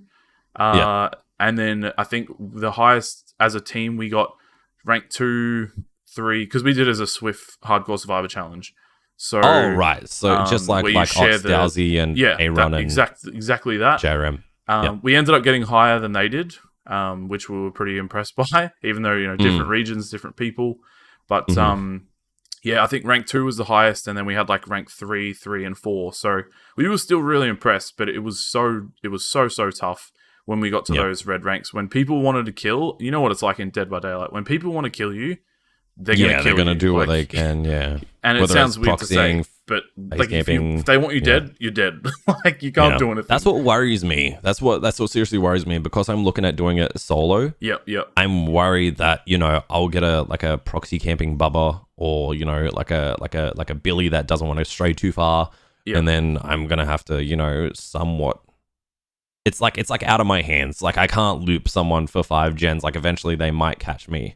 You know what I mean? Like it completely changes the game. Like I haven't done a solo one, but I can tell you that solo, you've probably watched people do it solo, and I've watched people do it solo. It literally becomes a different. It doesn't feel like you're playing Dead by Daylight sometimes. It feels like you're playing a different game, because you have to play so strategically if you don't want to die. And, if you don't want to get caught, sometimes you have to play a little less, because you're pretty aggressive when you're playing Survivor. You're running around with your flashlights and your head-ons and stuff. Like, you're getting in the killer's face. I can't do that. But I won't be doing that. You have to change up your playstyle. So I'm excited for that. I think it's going to be really fun. And it's going to be awesome going from being a flashlighting demon to bloody sitting on gens and crouch-evading when I have to. Getting the game done as fast as possible. Yeah. Oh, it makes me sick. You're going to have to run prove thyself. Jesus. I guess touching on the kind of the flashlight head-on, all that kind of vibe, we can get into like the main part of one of the reasons that I wanted to talk to you specifically. It's because you're super toxic. No, it's because... Wait, what? Did you say I was super toxic? No, not at all. Wait, was that a mistake? No, we basically... I want to talk about the word toxic, both in the gaming community and Dead by Daylight specifically. I think that over the past... Because I've been streaming Dead by Daylight for just over a year now, and I've been playing it a little bit before then, and you're kind of in the same boat there. And I just feel like toxic is the word that I've heard the most used. It's overly abused in 100%. Dead by Daylight. Compared to other games that I've played online, like Destiny, Halo, COD. People just tell you that they fucked your mum in COD. They don't say that you're toxic or, that kind of thing. So it's more so direct insults on those sorts of platforms, whereas on DBD, it's like just toxic you is upset that word me all the time. So it's whenever you upset someone, so you just get called toxic. Like, I'm sorry that I didn't cater to you, but this is another large conversation. So, and I feel like this is, I don't know, you were just in my mind. No, you are not toxic, to clear that up. In my mind, like, you were just someone that has been called that before because of the way that you play, and I have also experienced that. Because you go for the flashlight saves, because you go for things that basically directly affect the killer's gameplay, or even killer-wise, when you do like a basement Legion, Bunny Legion game, and you're affecting the survivor gameplay. Basically, every time you affect the other people that are in the game, there's opportunity for someone to call you toxic. So, in regards to that, though, just to cut you off real quickly, like, I do get that there is, in some way, a sense of the word toxicity in the game. I do understand that. There is ways that people can be toxic. Oh, 100%, yeah. But I just think it's a bit overused. Yeah, for sure. I get, like, there's a way people want to play and a way that people have fun playing, and there's people that think that way is unacceptable, so therefore it's considered toxic. But there is definitely ways that people can be toxic in the game. I just don't think it should be used as much as it is. That's all. Like, I get, like for example, like, if I get a flash save, someone's like, you're toxic. I'm sorry, but like, if that's a function that's available in the game, I'm going to use it. But for example, I think when people use the word toxic in relation to, when, say, you're like one of the last people alive, and there's a couple of survivors left. So, for example, there's 2 survivors left. Yep. And you're playing the doctor, for example. Yep. But instead of letting the survivors get to the door and opening the door, they're just continuously shocking them, holding them pretty much hostage. Yep. You know what I mean? Have you ever experienced that? There's like a way that... I have. Yeah, so they'll just continuously shock so you can't open the doors. And in some circumstances, like, that can happen for a long period of time before you get the ability to open the door. I think that's toxic. I 1000% agree. Like, that, to me, I would consider, like, toxic. But, I guess for me, I'm definitely not saying that there isn't toxicity in Dead by Daylight, and there's not toxicity in gaming itself. Yeah. But I think I'm completely agreeing, and the reason I want to talk about it is because I think it is overused, and I'm not saying, like, we need to substitute another word in. I feel like we just need to kind of look at the fact that it's overused and, hey, let's call it something different. I want to look at why it's overused. Like, why are things affecting people so much in a video game? That for me, like, this is the thing I'll start out by saying, like, the literal definition of the word toxic is obviously poisonous in that kind of thing. But there's another definition, so very harmful or unpleasant in a pervasive or insidious way. So that's obviously in relation to, like, a toxic relationship or something like that. Yeah. So I think that when when we use the word toxic in gaming, Dead by Daylight, just, in a situation that isn't to do with a toxic relationship or something like that, I feel like it takes away from the word, and it kind of takes away... Loses value. It loses the value of the word. Yeah. Because if I say to you, hey Kyle, I had a real toxic game the other day, the killer hooked me and then stood in front of me and nodded at me, and then you come to me and say, hey, I've experienced this and I'm in this really toxic relationship with this person. That's not the same. It's not the same. It's not the same value. And obviously context matters, but it's just for me, I feel like you're undervaluing you're using the same word that could be identified with something like that, and then something that's in a game. Just to me, it blows my mind, to be honest. And or the overuse of it, as you said. So I don't know. Why do you think? I guess I'll just ask you why do you reckon it is that's the kind of that's kind of the word, or that's kind of like the way that people have just, it's become so instilled in Dead by Daylight. Just that is the word, that is the thing. You know what it is? I know that so the game it's a 4v1 video game, right? So there's 4 survivors, there's 1 killer. There's 2 opposing sides, like 2 opposing forces, and they clash. So when you have 2 opposing sides that clash, you can have different opinions and different perspectives. No matter what happens, you've got 5 different players that are coming together. So obviously there's going to be mixed opinions and reactions to a lot of the situations. One person thinks that flashlight saving is totally fine. Another person thinks that it's completely unfair and against the rules. And I've heard this from a content creator that I went up against before, and I've never turned this into any sort of footage or context or like anything like that. I've just left it because it was so ridiculous.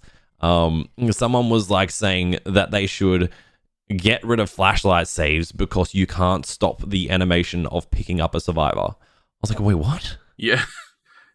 It's you don't have to do that. You just don't look at the flashlight. like they're like, it's so toxic. Like, and this is a literal person that was streaming this video game to 30, 40 viewers. Yeah. And the community, because they all rally around this content creator, were like, yeah, it's so toxic. And this is what happens when you set a platform. People will jump onto that wagon because it's what they do for their favorite like creator. Like you just get on board. But yeah, this person was like, oh, like it's so toxic, this person going for flashlight saves, because how am I meant to stop this pickup animation? I'm like, wait, what? That's part of the game. Like a pickup animation is there to provide opportunity for flashlight saves and to do whatever else, like to give survivors a chance to save a teammate. Like what, you just want to have the free opportunity to pick up the survivor and just hook them without any sort of worry or stress? That would be too easy. Yeah. And if you want to do that, then run a perk called Lightborn that will stop you from getting like flashlighted. There are things in the game to prevent and make this easier for you without having to do that extra little bit of thinking. So I completely agree, like with what you said to start off with, the 4v1 and the element of that.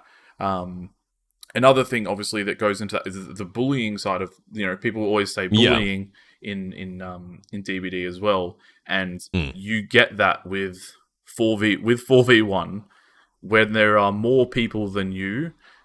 It can even in like obviously in real life, feel like if you have 4 people in real life against you, it's gonna feel like bullying. Like you feel outnumbered and you get stressed. And I completely get that people feel like that in. Oh, it can be definitely triggering. But like four survivors, like if you have 4 world star like survivors and you're going up against them, it can feel somewhat overpowering and overbearing. Yeah, like, exactly. And the thing is, there are people that will do so. You'll do a flashlight save, and that's fine. And then you'll do a little click of your flashlight. I did it the other day. I got a flashlight save. I gave the killer a couple little clicks as I did it, and I ran away.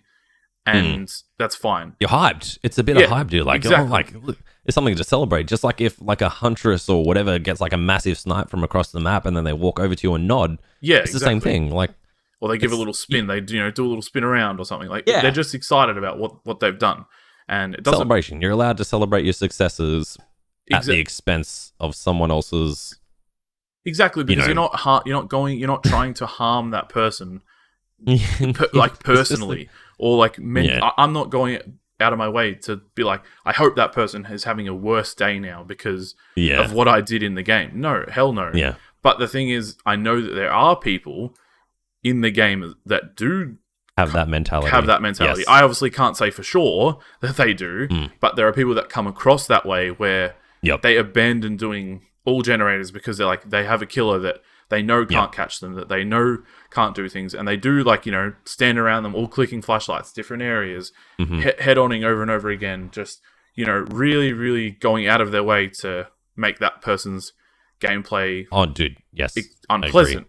And that goes, you know, back to the actual definition of what toxic is, you know, unpleasant and almost maliciously, you know, insidious, you know, doing something to directly impact someone. I feel like definitely that is, you know, worthy of being called toxic, but it's so hard to differentiate sometimes because you might have played 6 bad games and then you just get one game that just, you know, it sends you over. Puts you over the edge. And, but you might be on your first game and you might laugh about it and go, haha, these survivors, you know, I'm going to kill them all because they're not doing any generators. They're all just around me. I'll eventually get them. But my mum plays this game and she learnt killer. And in her first killer games before MMR, she was getting survivors that were doing this. They would run around. They would refuse to do generators. They would take her to the corners of the map and then body block hooks so that she couldn't get there. And then they would reset. And she would just, you know, it forced her to, like, literally DC some games, and she'd message me and say, like, I love that you got me into this game, but she would be genuinely upset.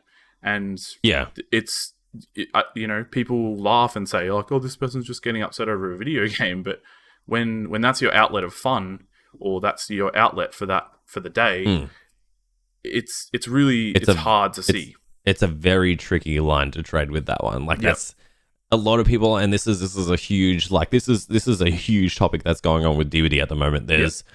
So a lot of people are saying, you know, it's a competitive game, and a lot of people are saying it's just a game. Yeah, like there's the party game, the fun party game is what people have started calling, haven't they? Yeah. And there's literally, like, there's people right now that are fighting for the game to just be recognized as a fun game.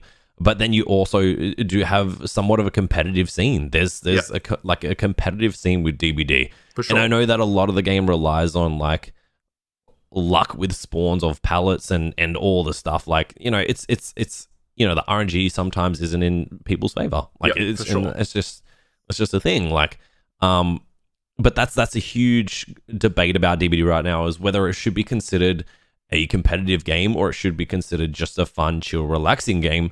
And I think that's what's going to determine people's outlooks on what is toxic and what is not toxic. Yep. You know, the people that, you know, play the game for fun, might consider some things toxic. The people that play it competitively and take it as seriously as they do might consider it, you know, just playing the game. It really does depend on how people outlook the game. Like, hey, am I going to get on today and just do some killing and have a bit of fun with it and try some new fun different things, or am I going to go play Survivor and run breakout Sabo builds and, you know, all the, like, it just depends on people's outlooks. Personally, I treat it as it's just a game, but it doesn't mean I'm not going to get triggered sometimes. Like, there's no way. And there's nothing wrong with running a breakout Sabo build if you are just, you know, someone gets picked up and you're like, oh, I've got breakout and Sabo, I might be able to, like, get breakout and then sabotage the hook. But then it's like, if you're abandoning your objective, technically, you know, to do the generators and escape, then to just to kind of do that to the killer, then that's, as you said, it's a different story, I guess. Yeah. And you just said, like, you are on the scale of, you know, or the end of, you know, the game is more of a fun game than a competitive game. For me, it's hard to say, because I think if you've got real people going against real people, there is a competitive aspect to it. Like, I'm going against another real online player, and if I do something better than they do, most of the time I will win, or I will get a positive result from it.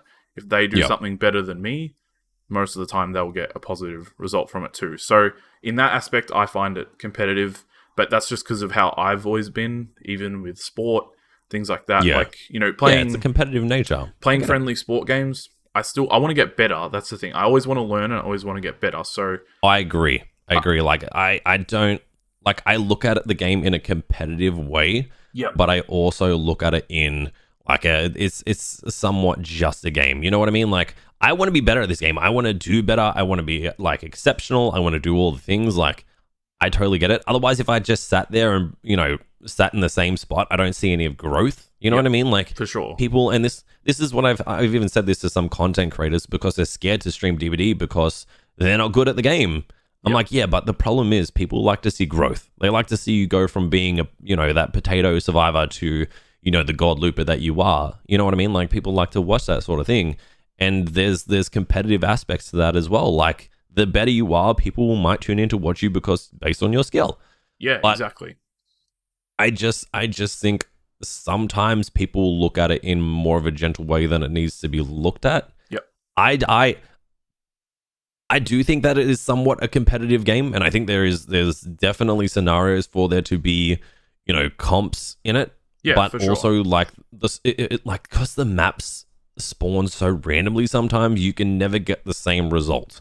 Yeah, so you can load into the same map twice, and you don't get the same palette RNG. Or exactly, the same tiles or anything like that are changing. Like you know, you'll have an LT wall at the end of Ormond, for example, and then it turns into a jungle gym the very next game. Like you can't really compare it to the full process of it being a competitive game as you would with Call of Duty, for example, because the maps are the same. Yeah, like exactly every single time the you just spawn into the same. Like it's the same thing over and over and over and over again, but it's just it's hard. It's a very hard game to consider competitive, but if you take it competitively, you take it competitively. Like that's just how you got to look at it. Like I like to be competitive. I like to play well. If I get outplayed, I'm going to acknowledge that I've been outplayed. You know what I mean? But some people just get outplayed and then scream toxicity. That's the thing. I was going to say, if you get outplayed and you're still you're allowed to get frustrated. Like people can still get frustrated, but like what you just said, the first thing that people scream is toxic, or you know, this was so toxic because they killed me. It's like this is obviously all of this is our own personal opinions, and there's no correct answer, but that's the thing that gets me. And going to what you said as well about people being scared to stream this game, I also think that this toxic word and the side of this stuff, it's sad that because I think that contributes to people being scared to also stream the game too, because they might be playing a game like Animal Crossing or who knows, like a super chill game that's just real wholesome and Sims, you know, whatever it is, super friendly. And Sims is a good one because I know a lot of people that stream Sims and Dead by Daylight. So, but if you're coming from Sims and you look at the Dead by Daylight community on the outside for like the face value, a lot of the stuff you're going to see is not nice, and you're not going to want to put yourself in that situation. And I just want to get to a point where you look at Dead by Daylight from the outside as an outside perspective or a new person coming in, and you see good things. The majority of good things, you know. The harsh reality is that's not going to happen. Like, I know it's never going to happen. I'm a forever optimist. And that's with like a lot of things in life. Like a lot of people want this and this and this, and then it's just the way that people are built and the way that humanity is. Like that's not going to occur, and that's the harsh reality. Like it's you've either just got to get the guts to stream it, or the grind to be able to like take a bit of criticism and get through and do it. But it's a tricky line to tread. And if like, and the word toxic in relation to the main conversation we've been having, I think a lot of people use it as an outlet. That shouldn't be really used. I'm sorry, but if there's a general mechanic in the game that can allow you to use it, it shouldn't really be used as toxic. Whereas if you can take things hostage or take situations like the hacker situation that's been going on right now, I think that's a bit toxic. You know what I mean? Like, because again, you're intentionally going out of your way to mess with that person to affect them. Rather than just out of the game, you know. Rather than just playing the game that it's intended. I think that's where the word toxicity should be used. If the game lets you tunnel someone, you tunnel someone. Like that's a tactic. You use that. But if you're preventing someone from getting what they can done in the game by taking the game hostage, like the whole doctor situation we had earlier, I think that's toxic. if you're not. Like, it's such a really, really difficult line to tread there, because you're like, I don't want to say one thing's okay and the other is not, because then it's like we don't want double standards. Like, we don't want we don't want that kind of thing. But again, it's this. People might think that that I'm ridiculous, or we're ridiculous for talking about a word and saying, like, its effect. But the reality is these words have effects on people that have been through things in their lives. And again, if I apologize if there is people listening and it is affecting them because we're talking about it. But I think it needs to be talked about because people don't understand the repercussions that they have just by saying very simple stuff in a game. You don't know where someone is mentally that you're playing against, and it just goes back to, if you have nothing nice to say, then just don't say anything at all. But that's not in people's competitive nature, though. That's the thing, exactly. Dude. Like, I mean, I had a really, this is a really sad example and experience that I had literally 2 days ago, and it feeds into the next thing that I want to talk about. But I was in a game against another person who was streaming. They were the killer. I got a flashlight save. It was really good. We had a really good game. I went back and said GG. I was playing off stream. I said GG in their chat. They said, yep, good game. I went back and watched the VOD. They were completely fine. They said, there's so many clickies out tonight, but they were understanding, it was all good. So then I continued to watch their stream because I thought, hey, I'm not doing anything. This person seems pretty cool. I'll watch a couple of games. The very next game, there was like a whole bunch of people wearing the same cosmetic. They were all running into the killer's face. Basically, they weren't very good survivors, so they instantly went into her chat after the game and were like, you tunneled me, you blah, blah, blah. Just the same regular bullshit that people go through. She wasn't using a cam, so they insulted her for not using a cam, calling her some names. And then she said, look, you can come in here complaining about camping. You can come in here complaining about tunneling. You can do that because that's your opinion, and that's up to you. If you want to go to the effort of coming into someone's chat to do that, then go for it. But she said, when you start talking about people's physique or whatever it might be, stuff that can directly affect their mental health, that's when it's crossing the line. And the person responded back like 2 minutes later, and they said, fuck your mental health. And she banned them. But I was just like, this person had 3 viewers. Viewership doesn't, the amount of viewers doesn't matter. But I'm just saying, like, this can happen this is someone that's just streaming the game for fun. And she said that. And it made me so sad because what a horrible thing to say to someone. And I'm gonna say something a little controversial about that. I genuinely see that as people who don't have enough time in the video game to understand anything.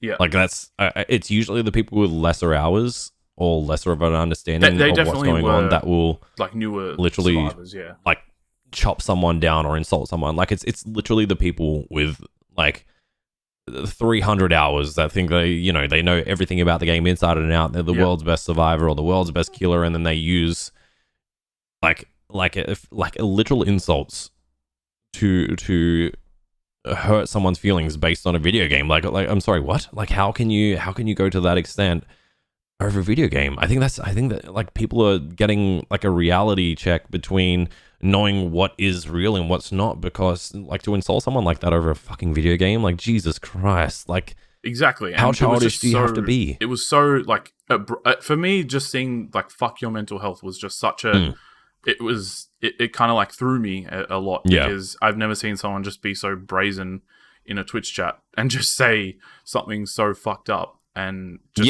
think like this is an okay thing to say. Like I just was like, what is going through that person's head? I've experienced this shit like multiple times. It's a thing, dude. And every time like I see it happen, if I have the opportunity, I see who they are, I check out their profile, I see how many hours they have, and most of the time I'm correct. There's usually people with like 200-300 hours that are being like, oh, you're so toxic, you're garbage, or they'll use slurs or insults. And I've literally caught people, because I don't have TTV in my name, I've had people insult me in endgame chat or use like slurs, or like if like I'm just gonna say it, they've used like homophobic slurs and all this sort of shit in in-game chat.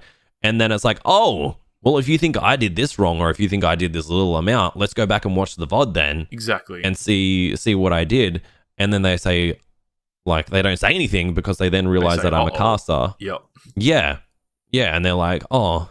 And then they come into my chat and I'll be like, so were you the one that was using the homophobic slurs? Like, own up to it, sort of thing, because there's 4 survivors, you know, it's got to be someone. Yep. And then they fail to acknowledge it. Why? Because people don't have the balls anymore to do that until they realize that there's, you know, and this will depend on how big the caster is as well. Yep. Like, if people don't want to look like an idiot in front of like 400 or 500 people, but if it's a caster with like 3 people, they feel like it's safe to do so, you know, because they're not going to get as much of a backlash as they would in a bigger caster stream.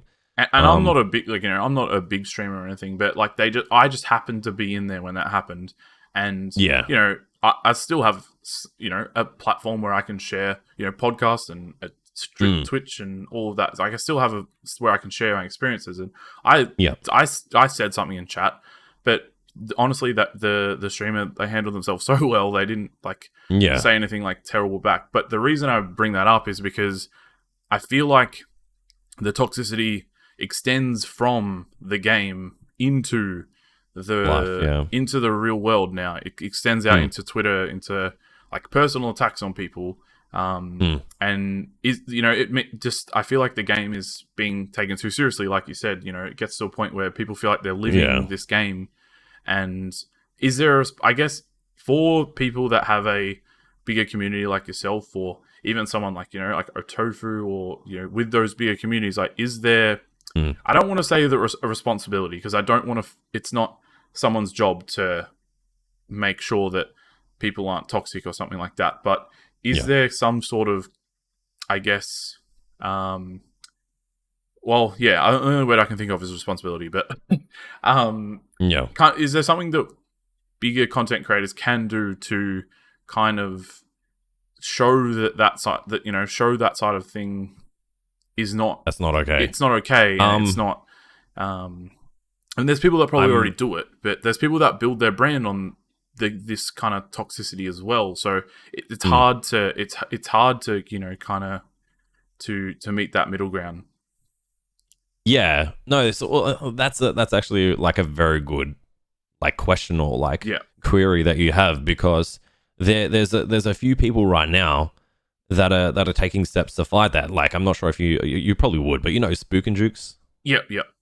So he's going with the stance right now of calling people out on their actions and saying that this sort of behavior is unacceptable in a lot of ways. Yep. And it's super respectable to see that, but you know, I think that's one way that some content creators could possibly combat what's going on right now, is just setting the example. Like myself, I get triggered. It's obvious. Sometimes I always say it's just a game, but like, it still doesn't prevent the fact that it can still be triggering, because, you know, you're trying to play the game and there's another team. It's just with anything in life. If you're playing a game of footy, for example, or soccer, or whatever you want to call it, and you're going up against the other team and they're kicking your ass, like, are you going to sit there and be like, this is great? Yeah, exactly. This feels fantastic. Like, it's not going to, like, that's not the occurrence. I agree that it's just a video game, but again, it's I think that people setting the example of that some things are not okay is the best way they can do it. And a lot of content creators are doing it. Yep. Like, as I said, Spook is calling people out on people that are using, you know, insults and whatever else to, you know, say that this isn't okay, and leading a great example by doing that. But it's all about how you represent yourself and what type of community that you want to bring and raise. You know, some people will use just like in-game chat, like toxicity, like we were talking about before, and be like, that's not toxic, bro. Like, what's going on there? Like, that's not, like, what's going on? And that's what I say sometimes, is that I agree with some killers when I'm playing Survivor, because the harsh reality is you have to look at things from both perspectives. Yeah, you know what I mean? Like, a lot of people that play the game will just play Survivor and be like, no, that's toxic. But like, what makes that toxic? Like, what's your reasoning for using that word? And I think just kind people of break that down. Like, I feel like you, a type of person, like you question it. Like you do actually ask them. You say, hey, I love it, like, dude. Why? I love this. Yeah. I love it. I love it when, like, especially if it's my teammates. Yeah. Like, if I'm playing Survivor and, like, two of my teammates are, like, shit-talking the killer and being like, you tunneled, you did this, you did this. I've even had conversations or debates with my community members that play with me. Yeah. When they say the killer's been tunneling. Like, I'm not afraid to call out people in my community that are being like, you know, I got tunneled. It's like, I'm sorry, but no, you didn't. Like, the killer had no option, and it was a great tactical play for them to get you out of the game. Like, I'm happy to do that because it's not the case sometimes. If I see things that I think are viable, I'll pull them up regardless of the situation because people are just too anti the other team. You know what I mean? Like, they're too, I'm playing Survivor, screw the killer, they tunneled me. Like, if you give the killer the opportunity to tunnel you, like, that's your problem. Like, yeah, it's not a toxic thing that they're doing. It's just, you know, it's tactical. It's tactical, and it's what happened in the game. So I like that you do that because I think a lot of good can come from that too. Like, you can get you got to open people's eyes. Yeah, exactly. And I feel like sometimes I've had conversations with people in endgame chat where they said something was toxic or they said something, you know, was along the lines of that, and we literally talked about it until the server disconnected, like at the end in the end game chat, and then they at the end of it they kind of go, okay, yeah, I understand now why maybe it wasn't, and that's very rare that happens. But you know, if you can change one person's mind, I feel like that's a win at the end of the day. There's always going to be people out there that want to encourage this behavior or want to be like this, but yeah, Spook and Jukes is a really good example of someone that's like actively taking steps to call it out and actually make a difference as well. And the person he called out, I've been watching for the last couple of months to see if they, you know, one of the big people is that if, you know, if they did change. And I didn't believe it at the start because I thought it was all just, you know, crocodile tears and you know, for the show. But I am slowly seeing a change from that having happened, and that is really cool to see. Yeah, that's it. And that's just opening people's eyes. And some people will continue to act away until someone says you need to fix your shit. Like that's the harsh reality of it, is that a lot of people that's a harsh reality that a lot of people just will continue to act away until certain things are called out, which is why I'm taking the approach of, I'm sorry, but if you think this is the reason why, if you're in the same position that I'm in, say we're playing these bloody birds outside. Don't hear the birdies. Let me just shut my window. Like, the harsh reality is that if I'm on the same team as you and I think that the opposing person has done nothing wrong, I'm going to call you out, because otherwise you're going to keep going on with the mental attitude that everyone else is doing the wrong thing because it's your opinion. But if you have a more open-minded perspective on things, like, you got to realize that the other person on the other end is doing things for a reason. Yeah. You know, if they're tunneling you, it's more than likely that they just want to win, and they'll do what they can to win. And you can't do anything to prevent that. There's perks, there's like decisive strike, there's a whole bunch of things in this game to prevent that sort of thing from happening. Sure, you might get caught eventually, but that's just the way the person's played. It's out of your control. And that's the nature of the game. Like, it's not a game where you're invincible. You don't last forever. It's literally a game like, you know, be killed or escape. That's just the game. If you don't agree with someone, like the way that someone else plays, I mean, you can vent that, but I wouldn't take it to the point of being offensive, or I wouldn't take it to the point of making it a personal attack on someone, because, like, I can be frustrated with someone tunneling me out of a game, for example. I can let that be known. But I'm not going to be sitting there and being like, "Oh, that's so toxic. Oh, you've done this. Oh, you've done that." I just think that's too much. Like, I used to be like, and that's the harsh truth is, when I was earlier in the hours in the game, like, I was that person that would be like, "What's going on here? Why are you doing this? What's happening here?" And I would complain a lot of things because I did not understand the nature of the game, and I was strictly just playing Survivor earlier, and, you know, in my streaming days or whatever it was. Yeah. And I was blaming everything else on everyone else until I got to the point where I was, hang on a second, there's two sides to every story. There's two sides to every video game. I've got to be more understanding of the fact of why people might be doing this and be more of an open approach.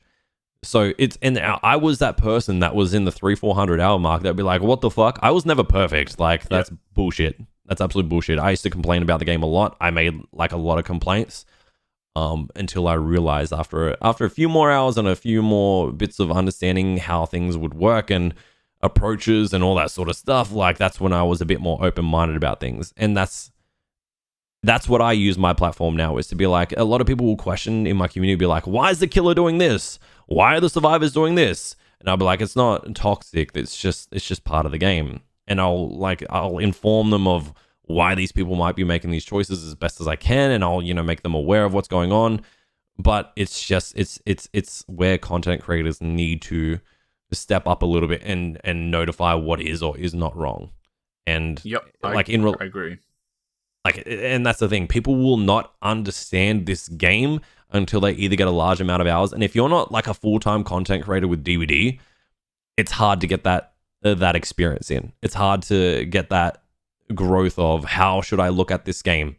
And that's where I think people like myself, like 2,600 hours is a large amount, but it's not the most experience on the platform. Like there's people out there with like 8, 9K, 10K hours. Like that's how big this game is. But then the people with like 200 or 300 will go, oh, my mentality is I got so many hours in this game, so I know what's better and what's good and et cetera, et cetera, et cetera. Like when that's not the case. It's not the case. And you need to literally hold people's hands and guide them in some instances on how to approach the game. And that's just the truth. Like you have to. Some people will get an understanding of it, sure, but a lot of people won't. And you have to literally help guide people to how to approach it. And Spook is doing an amazing job. Like, he acknowledges that he's not the best player in the world, and he plays a way that's gonna, make him enjoy the game or like let him have fun. And that's the most important thing. Yep. And if he chooses to play that way, that's out of everyone else's control. Just play the game you want to play it and be aware of it. And he's doing a great job by calling people out. Like, honestly, like my early day actions, the way that I was acting in the game, I would not be surprised if I ended up being called out. You probably would have been called out. Yeah. Yeah, 100%, dude. Like I wasn't insultive to other people. Like I wasn't, like going into other streamers' streams and, like insulting them, but I was complaining like, oh my God, I'm getting tunneled. Oh my God, what is happening here? Like that's the realism of the game in the early days. Like a lot of people would be questionable of what's happening, when in reality it's just a game. Like it's something I talked about with Val when I had Val on the podcast. Was we were talking about how it's hard for people to learn the game because of all the unwritten rules and the Survivor rulebooks. And all, like we did a whole podcast talking about the Survivor rulebook, killer rulebook, and all that. And how one of the questions I asked her was, what can the game itself do to kind of like help with that? Obviously there's a tutorial system, but there's still so, like, you do the tutorial system, 1% of what this game has to offer. Yeah, like literally that you learn. It's the basics. All of this. They've done a good upgrade to the old tutorial. Oh, I agree. But learning the nuances and the correct way to play, in quotations. There's just so much, and as you said, you don't get it in 300 hours. You don't get it even in like 1K hours. You really start learning that stuff. I think honestly, you start learning that stuff through watching content, through watching YouTube, through watching Twitch, through basically absorbing the game in a way that's not playing the game helps, which is why I think, and I asked the question of, what can content creators do to promote a better thing? Because I think people are learning people do learn a lot of these worst traits from content creators as well. So that's how they should behave. And people in a streaming community will reflect based on the person they watch. That's just and that's always been that sort of mentor mentality from a lot of people. Like, when you're growing up, you have your parents teach you what's right and wrong. Same as Twitch. Like, you've got a platform, you've got to represent yourself in a way that you want your community to represent, because that's what's going to happen. And that's what I've learned. A lot of people have taken a lot of my ideologies on from the early days of my streaming career to where I am now, and it's like, no, that's not who I am, or that's not what I do anymore. Like, that's, that was early day Kyle with 200-300 hours. Like, we need to stop that. And I've literally had to pull people up to be like, this isn't the case. Like, sure, when I was in the early days of playing this game, like, that's a mentality that a lot of people might have, but it's not really what I have anymore. So it's people change, people grow. It's cool to see growth, man. That's really, really important part of life, and both online and in real life. Like, I love to see, as you said, growth, and it's really cool to see when people can grow and evolve and change for the better. Yeah, exactly. And people can grow. It's just a matter of sometimes they might need a little bit of a push. Yeah, exactly. And I guess to wrap up this kind of topic, the word toxic will forever and continue to be overused and used in DBD and in gaming. But the more, look, if we can talk about it and someone else can come to the realization and then talk to their friend about it or something, then maybe then it just helps a little bit more going forward in the future. So there's also something, I've been putting it in my stream titles. It's not like a revolutionary thing, but find the fun. Find the fun is something that I'm starting to push at the moment, because I think if you can find, like, it doesn't mean you have to have forced fun. Like, you were saying before, I'm losing in this soccer game. Like, I'm having fun. Like, you don't have to force it. You don't have to force fun, but finding the fun is different, because there's so much negativity. I think if you can look back at a game, if it went badly, I think most of the time you're going to find there's going to be a part of that game where you had some sort of fun. And I think if we can latch onto that and start looking at whatever we did, a game or a moment, and find that moment, then it'll make the games that are bad easier, and then it will make the good games even better. So if only it was that easy, though. I know, but you got to start. You got to start somewhere, right? You can't. We can't just continue to be negative forever. So I think a lot of it would go into just your mental approach. Yep. Like that's where you're using the find the fun. Like, you just got to go in there with the idea of, you know what, I'm not going to get triggered today. I'm just going to get in. I'm going to play the game. I'm going to have a bit of fun. If it stresses me out, I'll change roles. If it stresses me out, and go and take a walk. Thing is, you can get triggered. You can get, like, it's okay to get triggered. It just means that you're enjoying. Like, it means that you're maybe not enjoying the game fully, but I can guarantee you that even if you get triggered by one thing, if you have the mental capacity to look past that to something else, you will be able to find something else that 100%. is potentially, and it's hard to do, and it's not, as I said, it's not a revolution. It's not the first time anyone's ever thought of this, but it's just something that if if one extra person does it, again, it's the same thing with the word toxic. Like, if one extra person can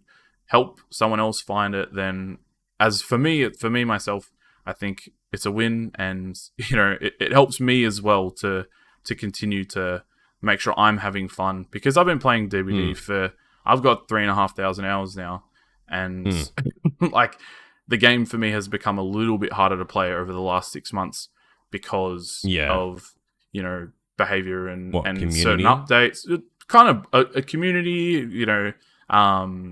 the game itself, being buggy and things not working correctly, but just a lot of things all building into one, and pushing that. I mean, I did have another little topic to talk about if you still have time. I got time. I'm just chilling. So I mean, obviously, as I said, behavior.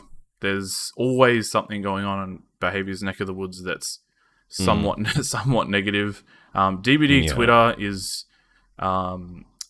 definitely a thing, and people obviously refer, if there's a game out there and there's a Twitter behind it, DBD, people say, like, Call of Duty Twitter, DBD Twitter.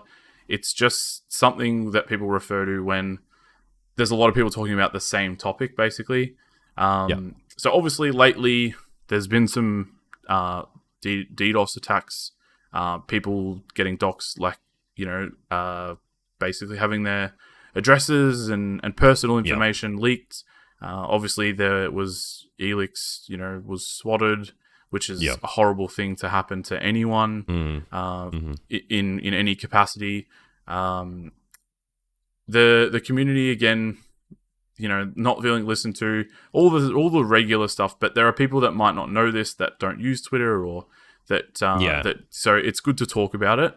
I guess my question with all of this stuff that happens, is that are people too quick to kind of go too hard on not just behavior, but like gaming companies these days? I feel like people are too quick to pull the pin, and I 100% think they're too quick. Like I can understand people being upset and frustrated, like the IP address and like the whole DDoSing situation, the swatting it's huge. Like that's a major concern, like a major issue, and it does need addressing.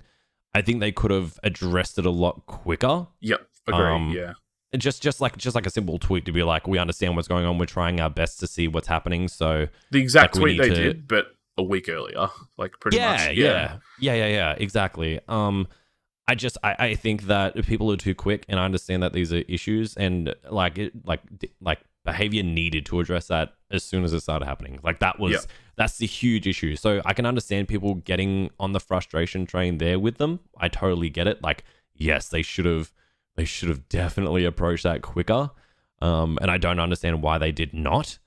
But even in regards to other situations, I think a lot of people are frustrated. I follow the DVD Twitter account, I do, and I see a lot of complaints from people saying the game is broken, saying that this is unfortunate, saying that, you know, they've got a lot of complaints, and I'm like, it's not that bad. Like, it's a video game. Stop taking it too seriously. Like, they're complaining about some things that shouldn't be complained about, and I can understand people being frustrated, but I just think people are being too quick to jump on something, because that's how humanity works now. If there's something they can hate on, if there's something they can vent their frustrations on, they will congregate together, and that's where the DBD Twitter page will cup a lot of the brunt force of it, because when you have a group of people that feed off each other's negative energy, they congregate together, and that's where they take their frustrations on the Twitter posts.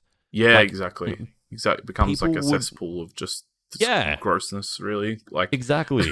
And people will find things to complain about before they will find things to praise about, because it's easier. It's easier for them to do.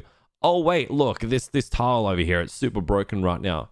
Oh well, I'm really glad that you guys have brought Pinhead into the game. Oh, but the NFTs, like, I'm not going to talk about the NFTs because the whole situation is confusing to me. Yeah, I haven't looked into it too much. I am the same, so don't worry. Like, but people will find the negatives in whatever they can with the game, and it's been like that forever. Like forever. It's not just the whole DDoSing situation. It's been like a large magnitude of things, and sometimes the feedback has fixed the game though. Like, I'll give it that. Sometimes a lot of the outrage on Twitter has fixed and made them go back to a lot of things that were originally good in the game. Like, remember the update that came out in February or March, and they changed the survivors' movements. You can't really 360 anymore. The HUD was changed. Like all those things were changed in the game, and a lot of people voiced their frustrations. A lot of people were like, I'm anti DBD now until you guys fix this. And that's the thing. And they fixed it because of that voicing. I totally understand that. And I think it's fine to use your voice. I think it's fine to use a community and a voice. It's good to have a voice with the developers when you can make a difference, because you like think something shouldn't have changed, or you know, it should be different. But it's when you basically that, like, they're using that big community or the Twitter thing to jump on all the bad things and say this isn't what we wanted, and then when they don't get it, that's when they it goes off the rails, and you know, people just become more and more complaining and worse. So it's really hard to see, because I think that the word I was looking for then was entitlement. So again, I think we have such a, I say we as in just gamers, but there's such a sense of entitlement now because game developers are so open, and because they are so, you know, they share a lot with their community, and they give roadmaps, and they you know, they give people opportunity for feedback. When that doesn't happen and now, everything like that, when that doesn't happen now, or when people don't agree with it, even if it does happen, the entitlement level goes up by 1,000, because they're like, hang on, you're giving us the feedback, you're giving us the opportunity, we're giving you all this information, but you're not doing it. So why aren't you doing it? Like, I've told you why. I've told you what I want. Like, why aren't you doing it? And it's such a you know, a double-edged sword, isn't it? Because on the one hand, you get so much good information, but on the other hand, you open it up for you open up that can of worms, of just having people just attack you for being transparent. And I'm not going to sit here and say that Behaviour is the most transparent company in the world when it comes to Dead by Daylight, because they're not. They don't tell. There's a lot of stuff that they don't tell us, and we don't get a lot of information. But I feel like over the last year, it seems like they're trying more. Yep. But that could again just be me being a forever optimist. Yeah, no, it's I you know what? I agree. I definitely think Behaviour is definitely more transparent and very open with their video game compared to other companies. Yep. I definitely think they give a lot to the community. I do think some instances they might handle poorly. Yep. 100%, but everyone makes mistakes. Everyone doesn't really, no one's perfect. A company's not going to be perfect. And the community that pays a lot of money to their game can definitely have a voice to voice out in the open. Like, a lot of people put money in this game, and people should have the right to say something about it and provide feedback. I get it. But instead of being somewhat productive, a lot of people will jump on the what is it, like a hating perspective, and rather than being like, hey, how about we do this, people will just be like, your game's shit, it's broken, fix it. Yeah, you know what I mean? Like, but I'll still play it 20 hours a week. Yeah. Like, fuck your game. Yeah. I'm still going to come back and play the shit out of it, but fuck your game. You need to fix it. Exactly. Instead of having like somewhat a productive and, valid opinion, they just jump on this is shit. I fucking hate this shit. Like, what the fuck? Yeah. Like, it's literally a hate. Just, and that's the thing. Like, that feedback's going to get them nowhere. Like, I understand that people can have an opinion, but sometimes just be somewhat productive about it. Like, I don't know, channel your passion into a productive into a productive thing. I'm pretty sure Behaviour has even said at one point, like, I think I tuned into one of their streams. So one of them was live streaming one day. Yep. And they were like, someone was like, do you guys listen to your community? Do you listen to your feedback? And they're like, listen, we listen to our feedback. We listen to, the community. We do. But if that feedback is even somewhat, I think it was like narcissistic or like hateful, we just brush it off to the side sort of thing. And I'm like, I couldn't agree more. Like, that's completely, in my opinion, you're valid to do that. If someone's being a prick, you have more of a reason to be like, I'm sorry, but you can't talk to us in that manner. You know what I mean? Like, sure, you paid the game, you've bought the game, you put a lot of time into it, but that was your choice. You had the choice to do that. We're giving you a platform to voice your opinion where a lot of other companies don't. So how about you just like give us somewhat like respectful feedback? Let's have a and that's what they want. They want someone to be like providing feedback that can make the game better without being a dickhead. Like, that's I think they get those tweets where it's like, hey, I love your game, but you fucking suck right now. But add shirtless Myers. It's like, what? How do you think that you just, is that a compliment sandwich? Like, or that you're trying like that? They're just going to look at that and see, fuck you guys, and that just goes. And I'm glad that, as you like, the fact that you told me that, I didn't know that, but I'm glad that they just ignore that kind of stuff, because if you, I wouldn't say they ignore, not ignore it, but like they don't not give it as much attention. Yeah, I would say that, like, they would rather someone be in there and be like, hey, Behaviour, I love the game. But for example, the tile around Shack right now, you get caught on something and it drags you back. So just a heads up. And it gets a bunch of likes, bunch of favorites and retweets. Yeah, like that shows up. That's the feedback they want. And they might see it. I think most companies have a dedicated team for, obviously they have their social media teams, but most companies have dedicated like social media feedback teams where they do kind of crawl through the pit of the Twitter comments and Facebook comments or wherever their company is on the forums and things like that. And they actually do. I strongly believe that Behaviour do feed through and feed back the ideas that are given in some tweets, but also directly from their Fog Whisperers as well. A lot of the changes that were made in the last patch that came through for Trapper, that came through for another killer, Hot Starver literally talked about them in his video 2 weeks before. So I don't think that was a coincidence that he talked about those changes and they just happened.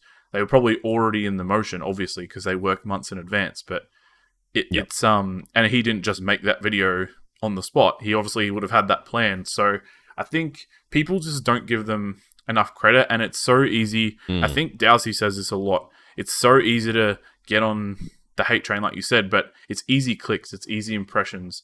It's easier to jump on and get 1,000 retweets and 10,000 likes on a comment that says, fuck these people and their shit game, fix it, rather than a comment that says exactly what you said, you know, the tiles messed up at Shaq.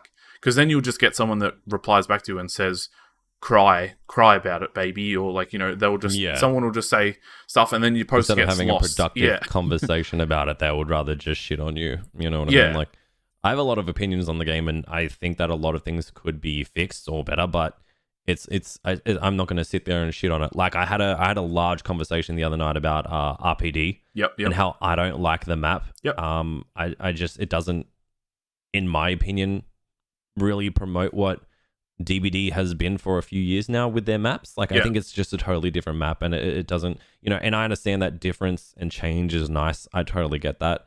And I'm open to it. I don't like the map, and I voice my opinion on it. It doesn't mean that it's going to make me sit there and shit on the map and be like, it's the worst map ever. I hate this map. I'm never playing it. I'm going to DC every time. Get rid of it. I hate it. Like, I don't like to play on it.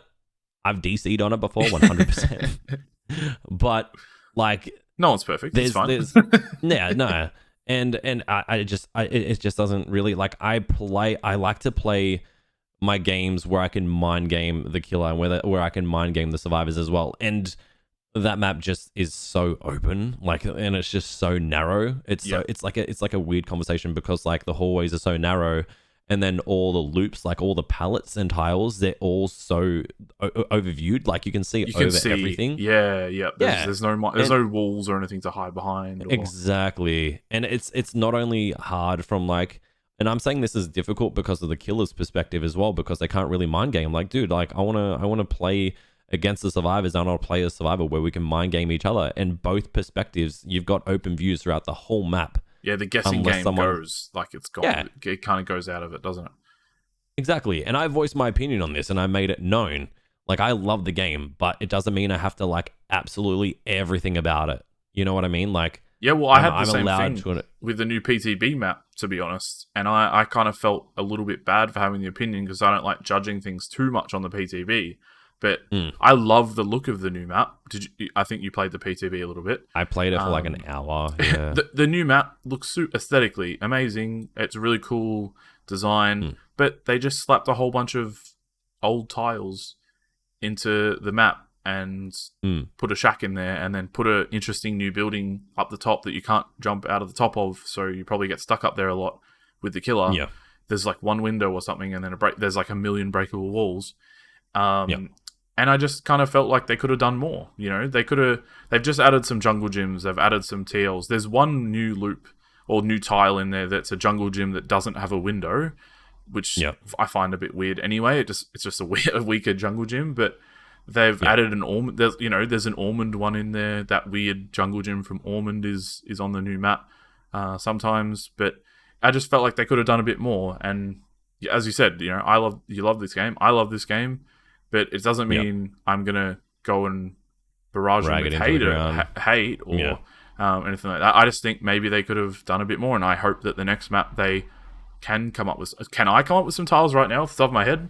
Probably not. I probably can't give you some tile designs. It's not that easy. But it's literally not that easy. And that's why I don't like go out of my way to barrage them with hate, because if I can't do it better, then why would I yell at them for doing it in the way that... But a lot of people think they can do it better, though. Yeah. Everyone, like, all these people that are commenting on these posts are perfect. Like, that's the problem. Like, they're perfect. They're the most, you know, large brain people in the community who can design so many things better than everyone else. And I don't know. Have you ever seen that old the Nintendo meme where the people always like, if I ran Nintendo for a day, I would do this thing different, so many things different. There's just no, I haven't seen that. It's just the thing where, like, if I was in charge of this company, I would change it from the ground up, and it would be amazing, and it would solve all the problems. It's like, no, you wouldn't. you wouldn't do that. So many people, I think people think that it's an easier process than what it is.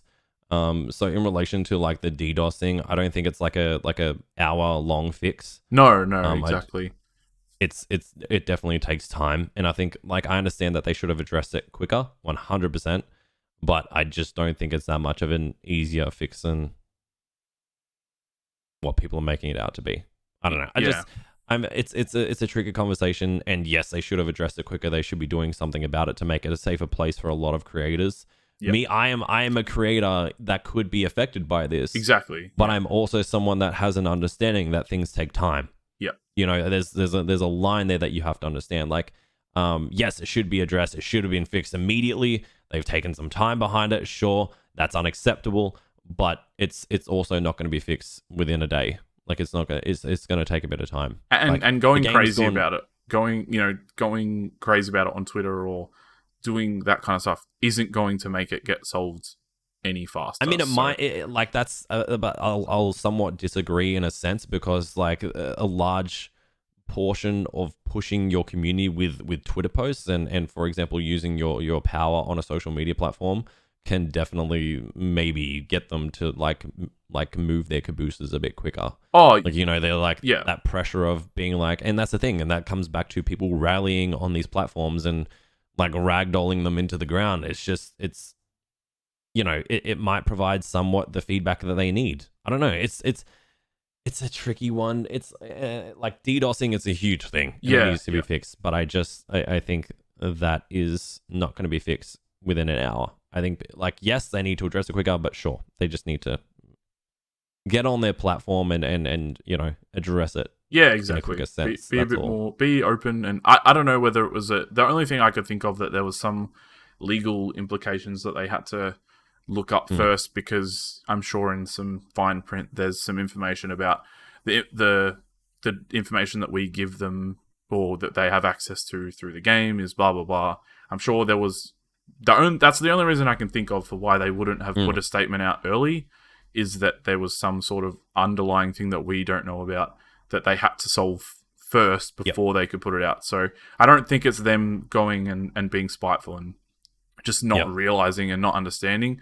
The one thing I obviously will say on the negative side is the fact that they talked to, I think it was like Eurogamer or something. They gave them a statement before they gave us a statement. And in their statement to Eurogamer, they said that they have addressed the situation with their community, which they hadn't done yet. So it was a bit of a... I don't know if they said that directly, but, you know, it was something along the lines of that. So it felt like a little bit... I felt it feels like a little bit of a lie, you know, a little bit of neglect. Yeah, basically pretending to an article or in an article that you've done the right thing when you really kind of haven't. And you know, people know me and they know that I'm a big advocate for the game, and I will you know, I don't kiss their ass, but I also don't. I mostly say positive things about them, but that's not because, like, you know, I want to be a fog whisperer or I want to do this or do that. It's simply just the type of person that I am, and people can label me whatever they want because of that. But I will just continue to be that, as I always keep saying, forever optimist. So I always try and find the good things in what they're doing. Yeah. But on that topic of the fog whisperer thing though, like, a lot of people think that the fog whisperers, I'm not a fog whisperer. Sure, I would like to be one. I've made that be known. Yep. But a lot of the fog whisperer, the ideology behind it is that they can't be a constructive or they can't criticize the game, when in fact the reality is that they are there to provide that feedback to make the game better. Yep. Like that's what their job is. They're there to promote the game in a way that the devs think that the game should be promoted. But they're also entitled to an opinion. Yeah, exactly. And there's so many fog whisperers that I know that are like, this needs to be fixed. This needs to be fixed. This needs to be fixed. And that's the thing. Like, you heard, like, going back to what you said about Ots, like, he provides feedback. Yep. And he has ideas for the game that can make the game better. And, like, it just happens there's changes there. Why do you think that is? Yeah, you know what I mean? It's not a coincidence. Like, it's not a coincidence. And you're allowed to be...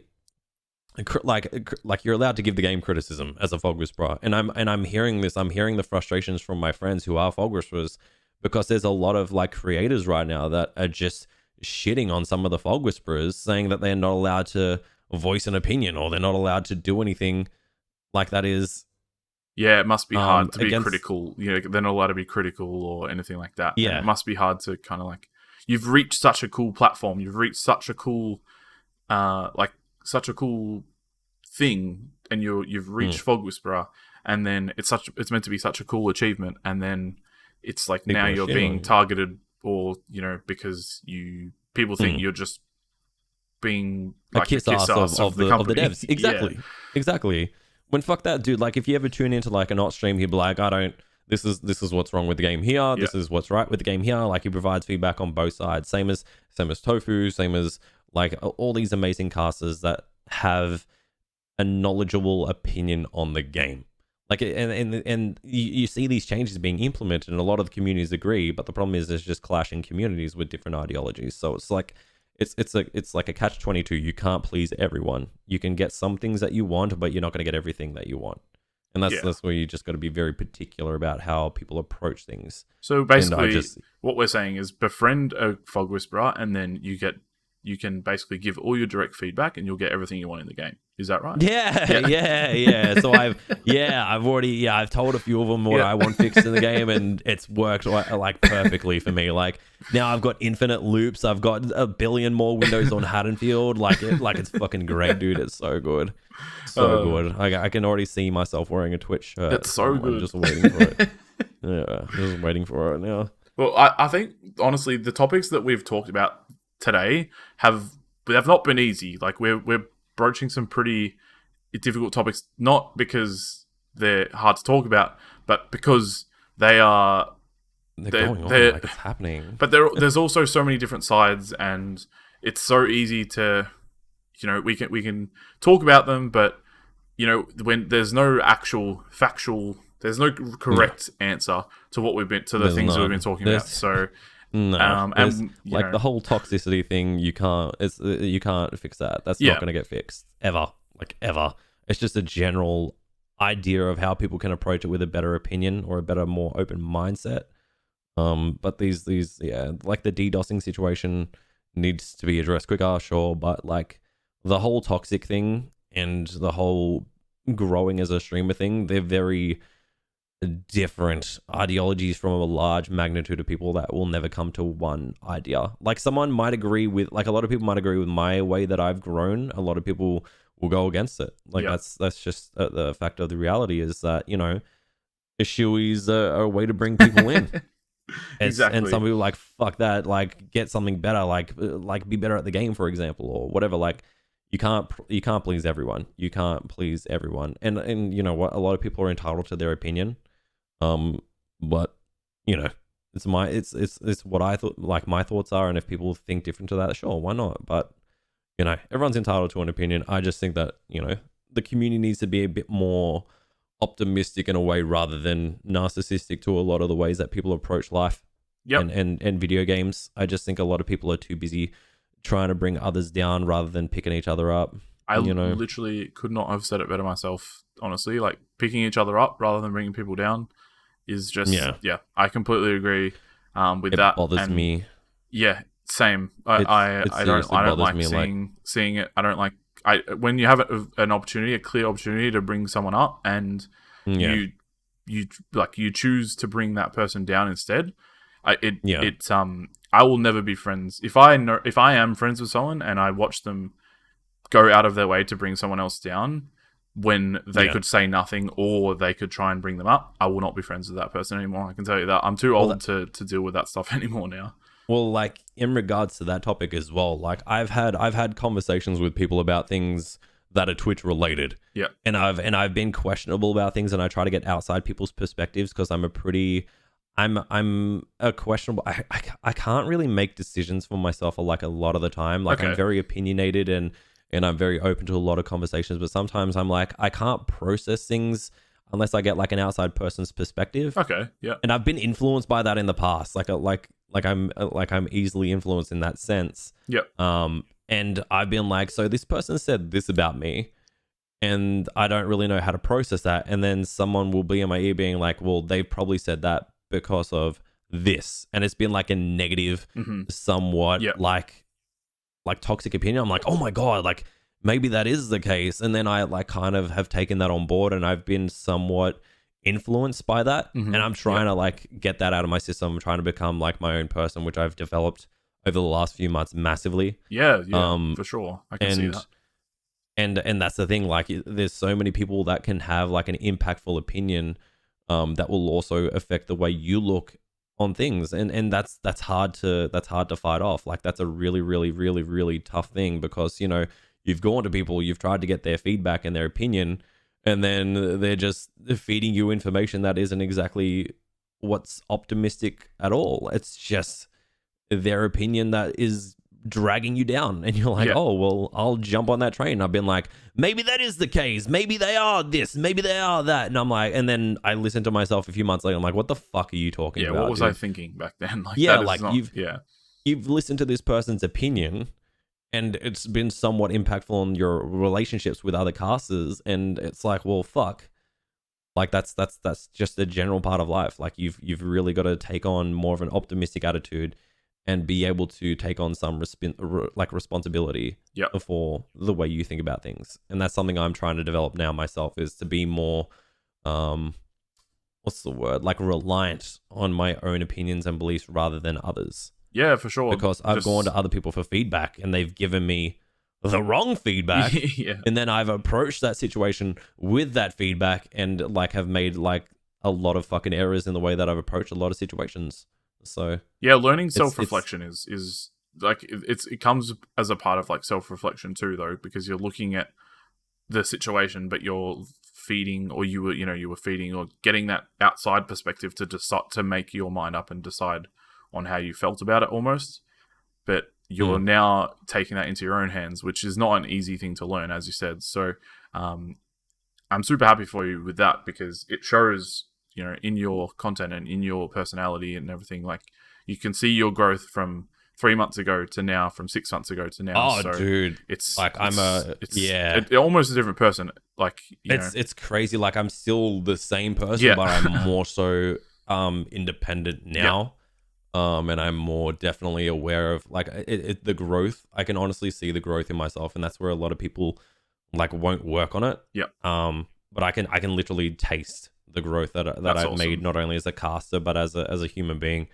It makes me really happy to hear, honestly. It makes me happy to hear, just because I consider you my friend, but also just in general. Like, it makes me happy to hear that you've been able to turn the corners and take the steps, man. Yeah, it's a nice feeling, and I think a lot of people are afraid to have that sort of self-reflection and want to work on themselves. Instead, they will just sort of sit in that pit of like hatred or narcissism. Yeah, you know what I mean? Just like despair, and not really just kind of wallow in that and live in there. It's scary to look in the mirror. People that I've there's people I've got to reach out to and be like, dude, I was like the biggest piece of shit. I'm so sorry. But like, it's not like I'm a piece of shit. It's just I've made wrong decisions myself. In like the solo, I've made them, but I've also had people lead me astray as well. Exactly. So and that's where people have to really take a notice of some things. Like, you gotta make some good choices in life, and it's just, I think optimism is the best way to do it, and that's in relation to that conversation earlier about like getting what you want from streamers and then leaving, or having that expectation. Like, that's something that I'm trying to push massively upon my community at the moment, because you, like, on Twitch, you don't expect anything. You can't. You literally can't expect anything right now. It's a flooded platform. I'm sorry if I haven't rated you after 2 months, but you're not entitled to it. So you need to face the harsh reality that that's not the case. Like, exactly. And I'm not saying you. I'm just using you as like a general word. Like, and yeah, like, people can't support you 24/7. And even if you do get rated, dude, and even if like I stop hanging out in your community, it doesn't mean that your growth or anything like that is going to be that impactful. You know what I mean? People are like, oh, you don't hang out with me anymore, I'm not going to get Twitch partner now. That's not the case. I'm sorry, but like, you can do perfectly fun on your own. Like, exactly. And it's just, it's crazy, dude. The entitlement. I could have like a 9-hour conversation on it, dude. It bothers me so much. I'm actually like, we not on here obviously, but I'm excited to. Hopefully, I get to talk about it with you more, because I would be interested to talk about it for maybe only 7 hours, not 9 hours, but it's just Twitch is a very interesting. Well, like streaming in general is a very interesting topic of conversation for me. Do you watch Devin Nash at all? A little bit, like a smidge. I've seen a few of his videos on YouTube, but I've watched like a very, very small percentage. You should get into it. Like, you should get into his videos. The way your mind is, from what I'm hearing about the way you're talking and the way your mind is working, you would get a lot out of those videos, and I think that that'd be really interesting to you, because I watch a lot of those videos and absolutely love them. It's just like the human mind with Twitch. It's so intriguing to me. Like, I love it. Like, no matter how controversial it is, I absolutely love like people's like perspectives on streaming. Yep. I love like, especially, I don't know what it is, but especially in the DVD community, I love a lot of people's outlooks and to see people's like journeys, and to see why they think they are growing or why they're not growing. Like, and that's the thing, dude. Like, if some of these people had have just like fucking like talked to me about like, hey, like that person did earlier that I was talking about, like, hey, I'm not sure where I should be going. I'm not sure what I should be doing on Twitch. Can you give me some sort of feedback? Like, if anyone else had said this shit to me, I would have like jumped on the train 100% to help them out, like, regardless. Yeah. Like, just because I don't hang out with you, or just because I can't support you sometimes, or just because we might have drifted apart, doesn't mean that I've got any sort of dislike for you as a person or anything like that. Yeah, exactly. The general ideology is like, it's life. People can't be there all the time. They can't raid you all the time. They can't, like, there's processes for things. There's no, like, a lot of the time people will think that it's like a narcissistic or like a manipulative trait for some things on Twitch, when in reality it's just life. Like, you can't life happens. Have what There's you so want much going on outside of Twitch. So it's the balance. The balance is always, I mean, even for massive content creators that are, 50k viewers and stuff, like, I couldn't even imagine the balance that they have to have in their life when it comes to all the other stuff that they do outside of Twitch and their own personal lives. And, imagine if their friends were saying to them, like, you don't come and support me and do that, and do that kind of stuff. It's just, we've all got to do what we can do for ourselves, and take a leaf out of your book and keep growing and keep bettering ourselves. And whether it's on Twitch or it's for success on YouTube or whatever it might be, or even in your own, just your general workplace, in your job, it'll all help in the long run. It's never going to be growing is never going to be a detriment to your to your, unless you're trying to get under really small doorways. Then that's it's going to be a problem if you're growing. But sorry. That's. I've no. I was just I'm really, really happy with what we've talked about today, because you were definitely someone that I wanted to talk about the toxic stuff, because you've done some videos and had some games like in relation to that, and I love it. I thrive off that though. Like, I'm at the point now where I've just got like a really relaxed approach to some things. Like, I can get triggered and I get upset, but like 95% of the time I'm like, sure, you just chilling. Like, just chilling. Like, it's fine. And then, it's just, I love that shit. I love it. I live for it now. I'm just kind of like, oh, you want to be triggered? Okay, cool. Well, thank you for my next YouTube video.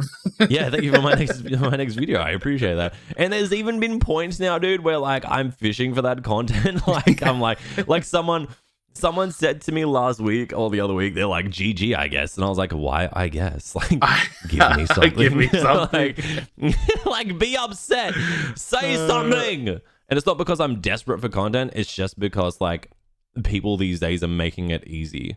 Yep. Like, they make it easy to make content, and like I can make content outside of people being upset, but the thing is, pulling people up on these attitudes and things that they say is like, it's just a way for you to address the community, be like, you need to be better in this way. There's things I could be addressed for that I could be better in 100%. Yep. And I would be understanding if that if that was the case. But in general, I'm trying to deter away that whole I'm entitled to this in this game, or I'm entitled into this because, I deserve this mentality. Yeah. Like, you're a survivor. You try and survive. If you die, you die. Like, that's part of the game. Like, I'm sorry that you died. Yeah, yep, for sure. I'm sorry that you died in a game that you're meant to die in, or that you're meant to try and survive in. Like, I'm sorry that it didn't go your way. I'm sorry that you didn't kill everyone because we played better. Like, it's just bothersome. And I'm just trying to kill off that whole stigma that's the ideology that people need to have. Yeah, well, I'm glad you are, because I feel like I'm in the same boat where I want to do the same thing.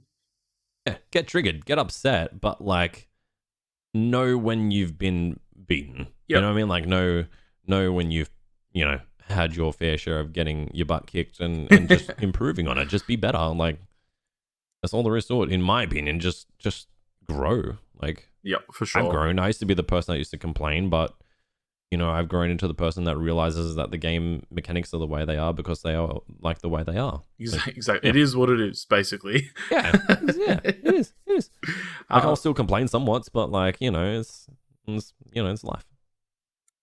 With the end of the podcast, I pretty much always love to go over the weekly shrine. We're lucky because the shrine, I think, resets tonight, or already resets. So, or when this podcast comes out, so there's a whole another week to go and have a look at these perks. But it's a good little way to kind of touch on some perks that people might not know exist or know the benefits of. So if you want, we've got so obviously we've got the Survivor and Killer perks. We've got No Mither and Technician. Did you want to talk about I know you had some stuff to say about the Killer one, Dark Devotion. So maybe we can go through them together, but we'll go through the Survivor ones first. And it's not a hugely long thing, but it gives people an idea. So but the thing is, like, they're good in their own circumstances. Like, exactly. A lot of people can say a lot of the perks are useless, but they can work for some people, and they're worthy of having a conversation about. Like, Technician's great for newer players. Like, that's exactly. Well, we can start off with Technicians. So it prevents the generator explosion. So already there, you've got such a huge. It's been on the shrine quite regularly, but it's really good for new players because the killer's not going to be coming over to you every second when you're missing a skill check. A skill check. And getting the timing of the skill checks when you're first starting can be quite difficult. Until it's like muscle memory, it can be a difficult thing until you hear that chiming sound, like until you get used to hearing that sound come in. It can be difficult. Like, a lot of people that play can't get that timing at the start. Sure, there's a penalty with Technician. I get it. Yeah. But it's good for newer players. Unless you just don't run it and then get used to missing all your skill checks and drill it into yourself that way. But like, I mean, I don't know. It can help you with chases too, because if you don't run by not running it, the killer will come over to you, and then maybe you get a bit more experience, like having the killer chases. It all feeds into itself. There, as you said, there is the extra regression penalty at the highest level 3%. So I think it's the default regression plus the 3%. So it does take a fair chunk off the gen. If you miss multiple ones in a row, but you could sit there for a whole entire minute missing skill checks, and the killer will never come over to you unless they just randomly happen to be in that part of the map. But then your generator takes 20 minutes to do. Like. Yeah, exactly. I mean, you can farm your flashbangs. I know people do that with Technician. It's not a bad idea, actually. I haven't even thought of that one. But that's I've seen a video of someone doing that. They farmed their flashbangs, just missed. They were just missing Technician skill checks the whole entire game, and just like they crafted like 15 flashbangs in the game or something. That's actually genius. Wow. There you go, new video idea. But it's a perk that would use for like maybe an hour or two, and then just get rid of. Like, for newer players, that's a new player perk for an hour, and then when you get used to the skill checks, you move on. Like, that's literally it. That's unless you use it for the flashbangs, like you said. Yeah. But it's a relatively useless perk unless you're brand new. I always forget about this part of it too. It reduces the repair noises by 8 meters. So that's actually it's not going to be huge, but that can actually be the difference between the killer if you've just Being started on a alerted to you working generator on the gen. and there's not much progress, that can be the difference between them checking and walking away. Yeah, and then I mean, not. So it's like you're not going to run it for that reason, but it's a nice little bonus. It could be good in like end game. Say you've got your last 3 gens that you need to work on, and the killer like doesn't want to get too close because they got to monitor the gens. Exactly. You know what I mean? Yeah. Like they're like, I don't want to get too close. Can I hear this being worked on? No. And then they wouldn't even know that you're working on it. So, but it's from Feng. So I would honestly say if you have the shards, possibly get Feng as a character rather than just going for technician, because Feng has lies, doesn't she? Which is a really good exhaustion perk as well. And she also has I used to alert. use Lithe. Like Lithe was like I was a huge Lithe. Lithe advocate. Like huge for months. I was like, yeah, this is good. I can vault a window and get to my next loop. It's still a good exhaustion perk, but it's it's good. It's good for newer players that want to lose a chase with a killer really quickly if they need to. If they're at like one of those jungle gyms, you know what I mean? Like Zoom. Yeah, Feng is a really new player friendly character because alert is really good too. Friendly. Because it shows you where like the pallet breaks or the wall breaks or any breakable. I think when they kick a gen as well, isn't it? I still see like experienced players using alert. Yeah, like, it's underrated. I think it can be used. yeah. I mean, somewhat definitely. But yeah, if you can try get the character rather than just technician. Otherwise, technician's not going to be terrible. The other one is No Mither, so that comes from David. And this one is probably a meme perk that people would refer to mostly in the game. Yeah. You're broken for the entire trial, so you're injured. And you don't leave any blood, but you are more quiet, so 75% quieter, almost full Iron Will. You can recover faster, and you can also fully recover yourself for at any point. Through the entire match. So the killers aren't going to slug you if they know you've got No Mither because they know you can fully recover. So it kind of loses that element to it. But I mean, this mostly gets used for me personally when people make me run self-care and then inner strength and No Mither altogether. Basically, no one really makes me use it or uses it as a serious thing unless you're doing a full squad of No Mithers. So that's pretty much where you're going to get most value. If you're on a team of just No Mither squad and just memeing, like it's literally it. It's fun. There are some builds that can work with No Mither though. Like I've seen a lot of people use like tenacity with it. Okay, yeah. Just to create distance and still recover with their No Mither. So say if there is like a slugging killer that doesn't really know how No Mither works to a large extent, you can get some value out of it. I like it's 90% of the time, like 95% of the time, a lot of killers know what No Mither is. So it's pretty easy to counter as a killer. I guess even a vault build as well, like a resilient spine chill kind of build, you're gonna have access to that 100%. Faster stuff the whole game. If you're running No Mither, in my opinion, resilience is another staple perk that you should be putting on there. I think they should combine them together. Like I'll always put on resilience if I'm running No Mither for sure. If chat allows it usually.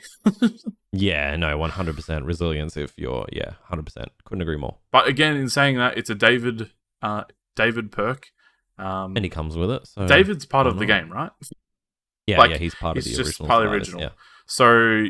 Yeah, I would say there's probably no... I mean, unless you don't want to level up David, but he has We're Gonna Live Forever and Deadard, so he's a good character to level up. So just if you got the time and you got the points, put him into David. Just get like We're Gonna Live Forever. Like you're already gonna get We're Gonna Live Forever and Deadard, both amazing perks. Like absolutely insane. Like honestly, they're both I would consider meta. Yeah. In this day and age with everything that's going on. I would just level up David. Probably miss it in the shrine unless you need extra blood points to level up and you've already got it unlocked. You can get not a lot of people know. Well, some people won't know, but you can get the extra 150,000 blood points if you spend the shards. So always keep that in mind too. The other one, the killer ones, so Dark Devotion. Basically, if you hit the obsession with a basic attack, you transfer your terror radius onto the obsession, and then you gain undetectable status for 30 seconds. So you were saying you like this one because I like it. I think I don't run it all the time, But like, if I have the opportunity to, sometimes I'll put it on because it's so funny. It's just so great seeing it's really good. For example, if I think it's good if the team isn't running communications. Yeah, for sure. If you've got a 4-man team that is all separate, so solo queue survivors, watching them all run away from each other is hilarious. Yeah. say they're working on a gen and you're running Ruin, for example, or something like that, and you hit your obsession with a basic attack, it can actually act like there's a second killer on the field while you're just running around putting pressure where you need to put it on. Exactly. It'll scare them off the gen. You get regression. I like it's obviously not going to be run all the time. Yeah. But it's in my opinion a good perk, and if you got shards to spend on it, I would say get it. It's just funny. It works more often than not, probably, because people get caught off guard by it because they don't see it a lot. So yeah, it's something that would throw people off, as you said, but it's just fun. I don't know. It's not obviously to the equivalent of like Pop Goes the Weasel or your other meta perks that are killer, but it's a good little perk to have in your repertoire if you want to get some memes out of it and have a bit of fun. I like it. It also, I'm not going to say I hate it. It also comes from Plague too. So again, I would almost suggest getting Plague as a character rather than if you can afford it with the shards, rather than just Dark Devotion, because she has Infectious Fright and Corrupt Intervention. So again, and Corrupt is completely meta right now, like completely meta. Like you almost have to run Corrupt if you are against a good team. Without a doubt. Without a doubt. In my opinion, the meta right now is it's Corrupt, Pop, Ruin, and maybe even like an Undying, just to keep your Ruin in there for a lot longer, because you need to slow the game down. You need to have a good start, which is what Corrupt gives you, and then you need I'm a huge person saying right now that gens are getting done quicker now more than ever with the MMR being in existence. Yeah, fastest they've ever been in the time that I've been playing the game. Yeah, dude, it's bad. It's really deterring me away from playing killer right now, because it's like I'm a good killer, but it's just right now it's insane because MMR promotes. I know this is a whole topic, but it promotes people to get gens done and then leave. Exactly. Because that's how it works. If you survive, you go up. Yeah. Doesn't matter how much looping you do or how many flash saves or how much chase time you have or anything like that. It's literally just if you get out, you survive, you did well. You go up. Yeah, pretty good job so far. It promotes the gens to be rushed. Yeah, and Corrupt is amazing for Plague. Like, I would definitely invest in Plague if you've got the shards. And Infectious is obviously good on the killers like Nurse. I know a lot of people use Infectious on Blight as well. Just fast killed with fast good movement. Even someone Oni. Yeah, Oni especially in his power, you get an infectious proc, you can just go the next person. So Plague is also a fun character to play as a killer, in my opinion. Anyway, with the buff she's got now, she's gotten a lot stronger, and she's a lot of fun. I can tell you, I actually I don't know if you've played against build yet, but I've been playing twice in one day. I hadn't gone against this build yet, but I went against the build where their vomit doesn't affect survivors; it only affects objects. Oh yes, the items and pallets and windows and that. Yes, are so Did you see slow. Otz's video on it? Is that what? That must be why people are playing it now, because he did a video on it. Otz and Otofu both did a video on it. That explains it. Yeah, because I saw it twice and I hadn't seen it since. I was like, I hadn't seen it yet. They did a video on it like 2 weeks ago, I think it was, and it's literally just them vomiting on things and keeping the game slowed down. It's so slow. The game went for like half an hour, dude. It was no, and I was refusing. I was like, I'm not touching it. You're talking about the add-on where you can't infect the survivors directly, but you spew on the things, and then it prolongs the time. 80 seconds. It stays on there. A whole generated stays on length. there. Yeah, that's it. Yeah, it's like 2 minutes. You can get up to like. Dude, I shit you not. The game went for half an hour, because we were all refusing to touch stuff. And then as soon as we did, everyone on the team was instantly cleansing. And then the killer was basically like, do I infect objects or do I use my power? And it's crazy to build, dude. It made the game feel so different. Memey, but it didn't feel like I was playing Dead by Daylight at that point. I felt like I was just playing like running around the map simulator. Yeah, it's nice for a change. It was cool, but yeah, 2 games in one night with that, I was like, this is like an hour of my time just in these games. Yeah, and they were both on Midwich somehow. And I was yucky. Yeah. Easy to monitor that, man. Yeah. Jesus. And then we have the last one. So overwhelming presence. Oh Jesus! Is this didn't that just go through a rework? Unnerving presence. So overwhelming presence is the one that affects your items and your depletion when you're in the terror radius. I feel like I have almost never seen any killer run this. I think this is Doctor, right? Is it Doctor? I think it might be Doctor. I know. Goes to show how much I know about these perks. Oh, I think it's Doctor because I know that's Doctor. It's the one where he's holding the charge in the middle of his body, isn't it? Or am I crazy? Yeah, that's the one. Yeah, that's the one. It's like a lightning in his chest. Yeah, he's like holding. It looks like he's like holding a ball. Yeah, I'm a big I don't like to play Doctor or play against Doctor person. I think it's just reveals too much information that should be given. But anyway, so he depletes the item depletion rate's increased by 100% at tier 3 when the survivors are in your terror radius. So this is something that I hadn't thought about. How do you get to tier 3 on this perk? How does I mean tier 3 as in like the top level of the perk. Oh right. So, okay, I'm with it. Yes, I was like, wait, what? No, I said it and I was like, that's confusing. Somehow, yeah, I thought it was like a stack process, like a fucking. Like tokens or something. Save the rest for last or some shit. I was like, wait, how are you supposed to get stacks for this? I don't. I just thought about it. So this kind of, if you don't want to run or you don't have Franklins, like you can potentially use this to try and get people to waste their items quicker.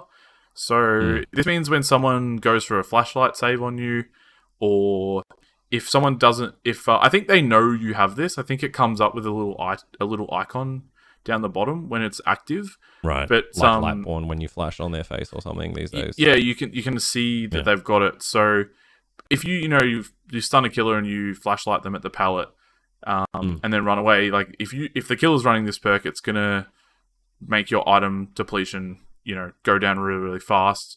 If you're using a toolbox and the killer comes up to you while you're in the terror radius, that depletion rate's gonna go down even faster. Obviously not like a meta perk, but it could be used with some builds in some way. You know what I mean? Like you could run it on like a mad grip build, for example. So you've got like a team of like flash savers that are always close. Yeah, distressing as well. Your terror radius will be bigger. Especially on Doctor, he has a bunch of add-ons that affect how big his terror radius is when the static shock is there. So it's on those smaller maps as well. Yeah, like imagine you get Midwich or the game or something like that. Yeah. It's kind of look. I would call this perk. I wouldn't even go as far as saying it's a meme perk. It's just a perk. It's a fill-in. It's literally just there. Yeah, but look, you could get some use out of it. It could catch. I mean, not even catch people off guard. It basically just means that people will waste their items quicker, and I don't think you should get this from the shrine. Save your shards.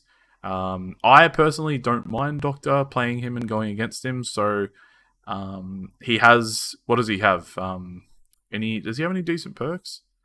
Not really. He's got the presence one. He's got monitor. Monitor's a good perk. Yeah. And the third one, I can't be sure off the top of my head. Probably worth just waiting for Monitor to come into the shrine rather than buying Doctor. Unless you have like an anti-loot killer that people don't like going against. you know he comes with the PlayStation he does, version of actually, DVD. Yeah. What? Like what? Like I was over at my mate's place and like this was earlier in the days when I started streaming DVD. And on the PC, who do you get on the PC that comes with it? Because on the PlayStation, it's different. So PlayStation gets Doctor. Who do we get in replacement? Because they don't have. Well, do they get someone? They don't get is it? I don't know who it is because we get Huntress, Nurse, Wraith, and Trapper. Is that it? I think that's all we get. Yeah. And then I know maybe they just get Doctor as a bonus. I know that David randomly doesn't get given to them because now he's in the. They made David like a part of the tutorial now that you unlock David through the tutorial. Oh really? Yeah, it's. I didn't even know that happened. you unlock Wraith through the tutorial now, apparently. So, like, it's... I don't know. They kind of, like, put some killers behind the tutorials now. Yeah, it just threw me off. I went over and I was like, he had Doctor, and I was like, wait, how do you have the Doctor? Like, I had to pay for him. Like, how does this work? He's like, oh, you get it on PlayStation. I'm like, okay, cool, sick. I'm paying money over here, and you're getting you're getting it for free. I mean, you don't want to pay him anyway, so you're fine. Yeah, no, just keep the Doctor. That's fine. Yeah, I would say real quick. Definitely give that one a miss. Save your shards for some skins or he's a good something. new killer. I would say he's good for newer players. Like, a lot of people are like, who would you get to start like learning DBD with? I think the Doctor offers something in like providing information for survivors to know where. Yeah, that's a good point. The killer, like where the survivors are. But I do think that, like, I usually say like use Wraith or Billy or someone like that to get around the map and get map awareness. Yeah, I usually suggest Wraith, obviously. But he's a good newer player. Like, I don't know. His power's very inconsistent, so that's one of the reasons I don't suggest him, because his power's based on the ping, like, you know, ping and connection with the server. Like, if you hit someone, they can still throw a pallet down and then they'll be fine, but on your screen, you hit them before they got to the pallet, so it's a bit frustrating to play. But overall, the shrines, I don't know, it's not terrible, but there's definitely been better shrines out there. I agree. I definitely agree. It's I would say like a B or maybe like a C tier shrine this week. I would agree with that. Now that we've finished talking about the shrine, I just want to say thank you so much for coming in and hanging out and chatting to me. We're like 2.5 hours in now, so we definitely went hard on the topics, which was awesome. Yeah, thank you for the payment. No, I'm kidding. It was worth it. Did you want to clarify? There was no payment involved. There was nothing. Okay. Did you want to tell people like kind of where they can find you on your platforms? Where you? No, they can figure it. No, I'm kidding. I'm kidding. So again, just to reiterate, I'm KyleTG, so KyleTG on Twitch. I'm also that on YouTube. I've just recently started to push over onto YouTube to provide content over there. I do a lot of, I would say, educational content that I have planned, but also a lot of meme builds and stuff like that planned as well, but also like to somewhat call out salty entitled behavior as well recently. I think that's always good fun. But yeah, I'm also on TikTok. I think it's like KyleTG Twitch over there. There's a whole bunch of things. Instagram, KyleTG again. You guys will find me. But yeah, KyleTG most things. But yeah, if you find me on Twitch, it leads you to all of my socials, same as my Instagram and all those sorts of things. So yeah, very, very simple, straightforward. KyleTG.